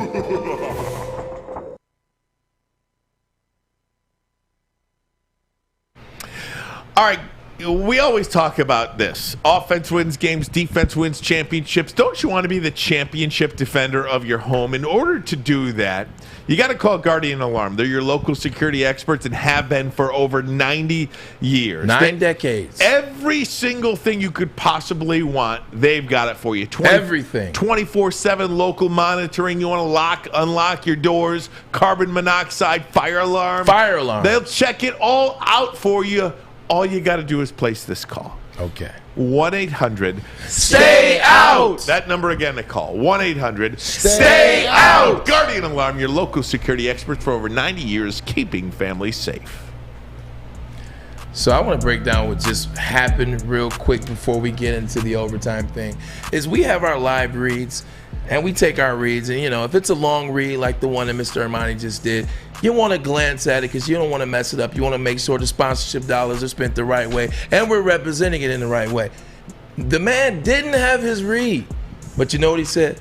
Don't worry, I got this. He just did that read without any paper in front of him, and it sounded better than when he had the paper in front of him. This man's a pro. Thanks, man. Where's your paper? I gave you the paper. I don't have the paper. I gave it to you. He's got the papers. I got the paper. I gave you the paper. I don't have the paper. I did hand him a stack of papers, whatever Maz gave me. So maybe it's Maz's fault. I don't know. This is the papers that I have. I love it. Can you not squiggle them around and show people? Maybe people want to know what papers you're having. I love it. You see how long that read was? Meanwhile, all I have to say is the gruesome twosome. 1999. 2 larges, 1 topping. Opa. That's all I have to do. Woodward Sports live from East Lansing this Okay. weekend. Oh. A pregame show, Michigan State. Hopcat in East Lansing. Ooh. We're at the Hopcat at East Lansing. Okay. Saturday from 10 a.m. to noon. See who takes home the Paul Bunyan Trophy. There will be Bloody Mary specials. Love a good bloody. Giveaways and more. Come pregame with Woodward Sports this Saturday in East Lansing at the Hopcat in East Lansing. I also have Lions pregame show on Sunday. How about that? Joik Bell, Neil Rule from the Tin Roof on the 2nd floor, and Tom Mazawey. What am I, chopped liver? I have Lady James. Oh, we're not outside anymore? No. It's cold. And I have Northwestern Tech. Doesn't look like it. No I can't wait to have my Shasta. Hey, man, no problem. Hey, Ryan, I can't wait to have my Shasta on Sunday. Oh, a little Diet Shasta. I asked for Diet Coke. They gave me a Shasta. What the hell is that? Shasta's it's a cola. It's a cola. It's not bad. By the way, Tom Brady had 4 touchdowns and didn't have Antonio Brown I know. or Rob Gronkowski. He's a cyborg. It's cheating. He's a cyborg. It's cheating how good he is. It's cheating how He's good he getting is. better. He is. And you see that Mike Evans is definitely not overrated. A lot of people call I'm him glad I don't overrated hate him coming into anymore. this year. He shows you he's not overrated on this past Sunday. That is amazing. All right, guys, I wanted to ask you. Let's get into it. Okay. There was so much talk over this overtime game, Illinois and Penn State. To be honest with you, I will admit when I'm wrong. I will admit when, not that I'm wrong, but I will admit when I have no idea what I'm talking about. You just didn't know. I had no idea that overtime rules changed in college football. Yeah. Yeah, they changed it a few years ago. They changed it a few years ago. To this? Yeah, they changed it to this format. Not to the 2-point conversion. Yeah, they did. At 2020 or 2019, they changed it to the third overtime. They changed it to this one possession. A couple years ago. I never saw this before. So it's 1 to 2 years ago. Games don't happen this way. You're not the only one, because I was watching this at a tailgate. I was watching at a tailgate at Pioneer after the Michigan game was over. I was going over. I was getting one of these pork medallions, and I was talking to the guy whose tailgate it was, and his father. Good. Oh man, it was really good. Costco, they get him at Costco. Yeah, I grill him. I burn him with the best of them. So I'm talking to the guy, and it's this guy's father, and he's like, "Man, 9 overtimes, the longest game ever." And I'm thinking that he was drunk because I'm looking at the score, and the score was 18-20. I said, "How the hell were there 9 overtimes?" And the score is 18-20. I swear to God, I thought he was drunk until I looked and it said 9 overtimes. And then as I got closer to the TV, they explained the rules and how after the second overtime it goes all funny, 2 dude. I swear I thought he was drunk. I agree. I have to get this in before you come to you, Maz, about this. As a former bettor, okay? Former bettor. I don't bet anymore. Nope. I'm not very good at it. Waste a lot of money for me. I used to pray for college overtime when you had the over. Of course. Right? Because at least it just gave you a chance. Yeah. You could have over 64 and it'd be 17-17, but you're going to overtime feeling like you got a chance. Man. Right? I mean, you don't have a chance anymore. No, you don't. I mean, 2-point conversion, what the hell is that? 20-18 after 9 overtimes. That's ridiculous. Listen, when I was at Saturday, I was at Ford Field, so I'm getting all the scores on my phone and everything, and I see the guy tells me 20-18, 9 overtimes. I'm like, 9 overtimes? I'm just like you. I'm like, did they block a field goal? Did they block an extra point and run it back for the 2 points? I thought that's how they might have won it, because I didn't have any idea that it was 2 points each way either. I had no idea, but I will tell you this. There was so much hate on Twitter over these overtime rules. And I got to tell you, I don't blame the rules as much as I blame the players and the coaching staff. And not only the players, but the coaching staff specifically. Some of these play calls to win the freaking game is a simple handoff up the middle. That's your best 2-point play that you can run. A simple inside handoff. How many of those did we see? Off-tackle handoff? What are you doing? Don't hate the 9 overtime rules. Hate the offensive coordinators that are calling these crap plays. If you know that this is and could determine a game for you, hell, it could determine a championship for you. You know what we're doing? What are we doing? We're having a period of 2-point plays, and we're drafting up the Boise State play. We're drafting up the Little Giants play. We're getting annexation of Puerto Rico. Huh? Annexation of Puerto Rico. Yes. We are drafting up some of the most creative things that you can do. Adapt to what they're giving you. Why this off-tackle play? Right, you have 2 yards to go. You have 12 yards max. You can't do much. What can you do in 12 yards? A 2-point play? Yeah, what can you do? It's not 12 yards. It's a 2-point play. It's 2 yards. It's 2 yards. I know, 2 plus the end zone. Well, okay, so fine. You have 12 yards and you have 22 players on the field. That's why I'm saying you get crazy. So you get crazy with the creativity, Maz. Two things. One, don't do too much. Like, what creativity in 12 yards? Listen, there's some things you can do, because clearly Matt Stafford and Cooper Kupp figured that out on the Detroit Lions. But what I would say is this: it shows you how hard it is to get 2 yards in any level of football. Because what happens is the field condenses. The closer you get to the end zone, the more it condenses and the more it gets tight. The more those buttholes get tight, like we talk about. You get down there, now it's not a lot of space. Now it's not a lot of space. You can't do these weird play. I'm not weird, but elaborate, play calls. When it gets down there, you have to do simple things. You have to execute.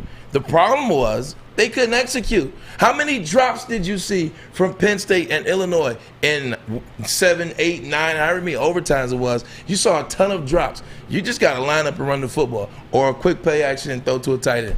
That's all I got for you on that. What do you got, Maz?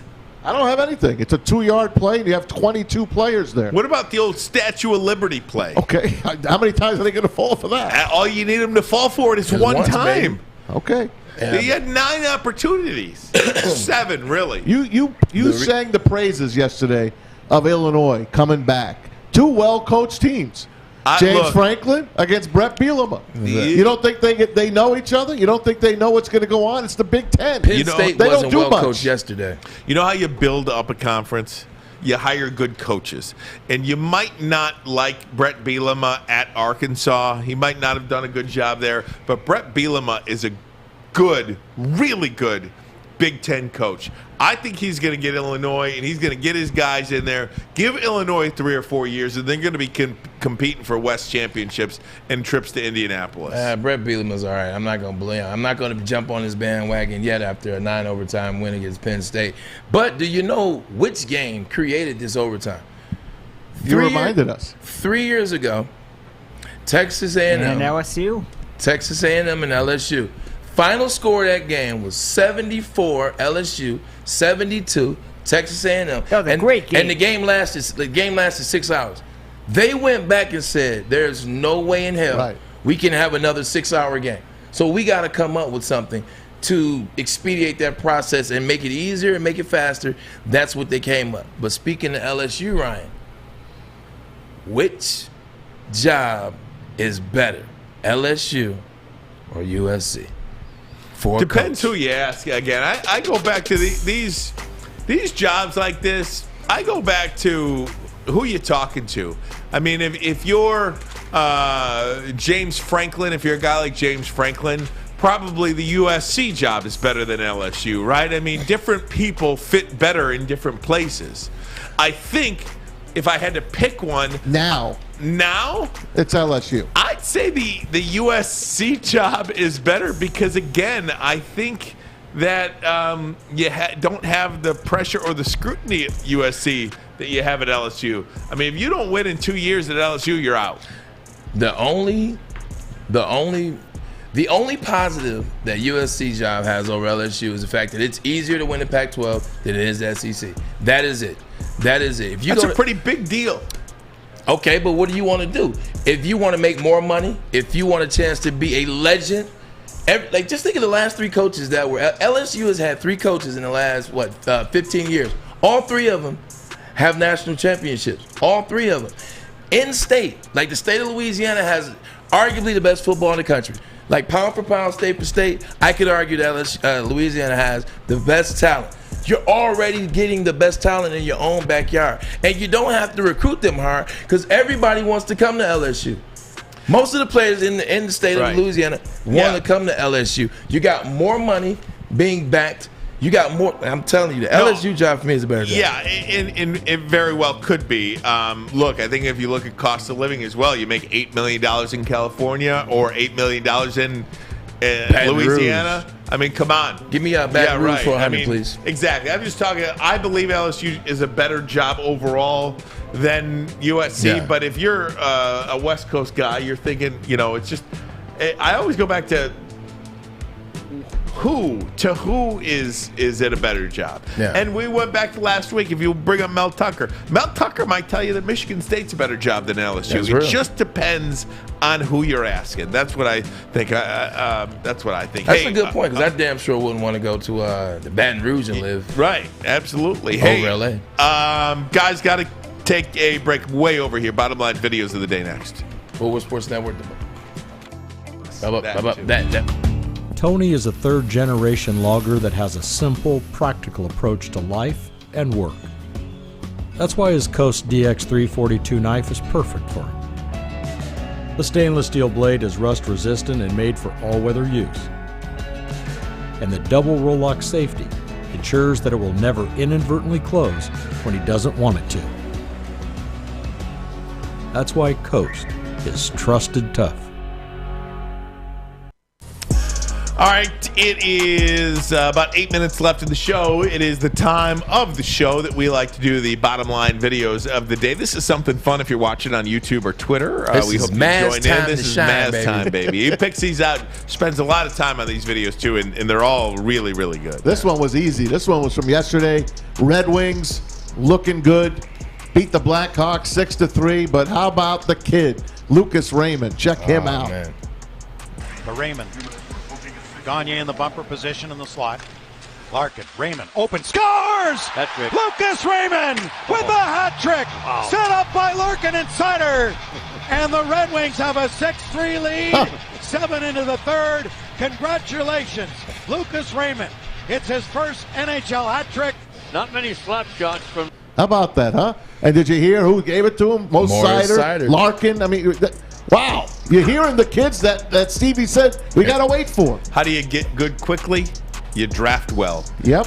Steve Yzerman's 2 draft picks in the first round, Moritz Seider and Lucas Raymond. Put that stat up, Alex. Let the boys read that stat about Lucas Raymond, too. Lucas Raymond collected 3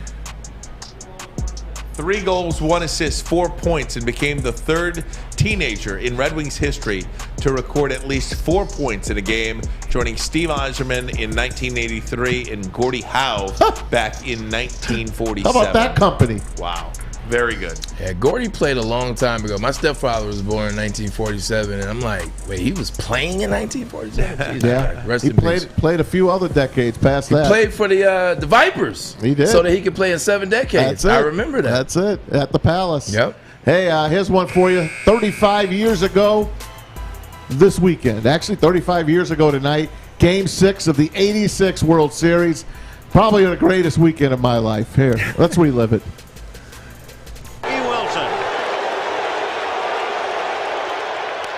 Little roller up along first. Behind the bag.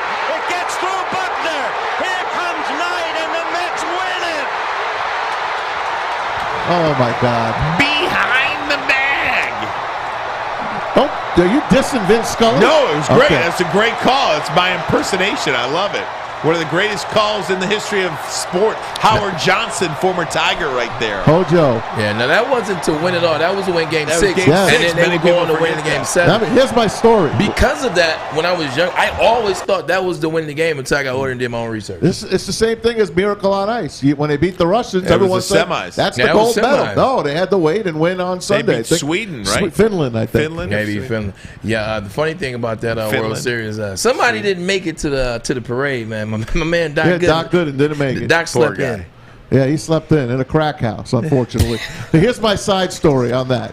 That's a Saturday night. I'm running one of the hottest clubs in Jersey at that time. You're running. Wait, you're running the club? I'm running a club. Yeah. Hold on. Why do you? I do not know this stuff about I was in the restaurant bar business. Yeah. Okay. I was the guy. There was you waited in line to get in this club. I went out and I picked people in to bring them in.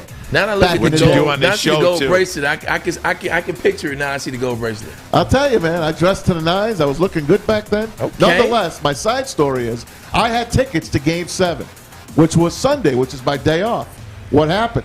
It got rained out. Oh, stop They're it. going to play it on Monday. Oh, that's my day off as well. I already had tickets to the Giants-Redskins Monday night game at the Meadowlands, which I had a date for. With this Excuse girl, me? I did not want to disappoint. So what did I have to do? I had to give my freaking Game 7 ticket to my friend Eddie Lopez Oh, Eddie. so he could go in my place so I could go on my date with this girl to the Redskins-Giants game. And the girl was from Bayonne, and we had a great time. They showed the game. They showed the final out. Giant Stadium was roaring. Did you score? I had a great night with the chick in Bayonne. I'm gonna tell you like this. I made the right choice, I'm even to this day. I'm gonna tell you like this. Nothing that you did that night was better than what happened in that baseball game. Yes. I would have went to that game. The I'm hell sorry, with that. man. I chose the girl and the Monday night game. She could have Like kissed my any butt. kid would. Listen, man. Right? No, I still. I still could bang my head against this wall for that night. But how about that luck? That's Game amazing. 7 rained out on a freaking so Sunday. good. Yeah, but you made the decision. My butt would have been at that World Series game. Yeah, but you got a lot more ladies than I did. Hey, man, hush up. I could have I'm a turned this one one-woman down. man. Yeah, that's Relax. right. That's Oh, Okay, man, hush up, hush up. This one's for you guys. Talking about the SEC and Nick Saban. I love this. Yeah, it's This great. is Nick Saban's press conference last week. The Check it out, of baby. course, on Zoom, as always. Check it out.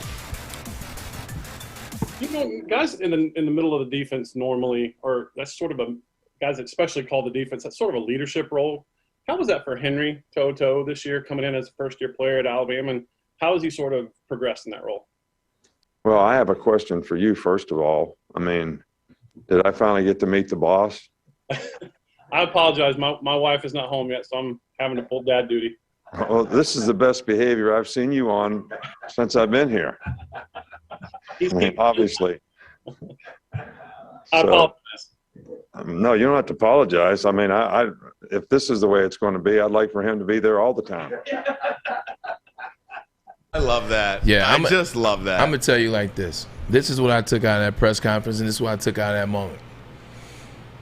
If you have a one-loss Alabama team coached by Nick Saban, and he's at the press conference and he's smiling, and he's having fun, everybody in the country, you are in trouble. It is over. I'm booking it now. You're right. Alabama will beat Georgia, and they will turn around and beat Georgia again. Alabama's going to win it all. You're right. And he looks great. Is Nick he getting younger? That's scary. I mean, He looks like he's getting younger. He looks What's like Aflac doing for him? He looks like he's hanging with Tom Brady. Tony Banks is his quarterback. He looks It's like unbelievable. that. It's probably hanging out with Deion Sanders. That's who it is. Yeah. He's been hanging out with Deion. It's all good, man. I got one So more good. for you guys. Yeah. And this is to scare Ryan because he loves crocodiles. Check out this sucker, 880 pounds. They had to move this gator Get out of here. because he was creating Oh, New havoc. South Wales. He was creating havoc in this little water. They had to move him. That ain't the job I would have took. Check this out. What are you doing, He's sir? 880 pounds. Wow. It's a big crop. How do you sign up for that Look at job? this. Like, How do you? Oh wow. I would have just like, I would have called off work that day. Look at that. What is this? This is foolishness. Team. This is. What you call a crocodile? By the way, the crocodile's name is Kanye. Got a name? Kanye. Crikey. Kanye the Gator. Are you Well, sure it's that's not great, Kanye gang. West? Hey, hell of a They Monday. look like they're hell of a wearing Jesus start. clothes. Hell of a start to the week here. There he goes, cutting my video off again. There he Hey, is, man, look. DJ Hey, well, at least Armani. you That's why got they- 4 videos in this week. They paid me to mind the clock. DJ okay? Armani. They paid me to mind the clock. Okay. Okay, you got it. Hey, gang. What a great day to start the week off. Michigan State. You got a little music there for me? So, there Come we on, go. Fish. Good. Come on, Fish. Step it up here, baby. It's Michigan There we State go. Good music. week. Yeah, right. Oh God! Don't dance. Don't dance. I got your back. It look good over there, man. It look good over there. Live right here, right? This is where I stay. Yeah. Braylon, big week.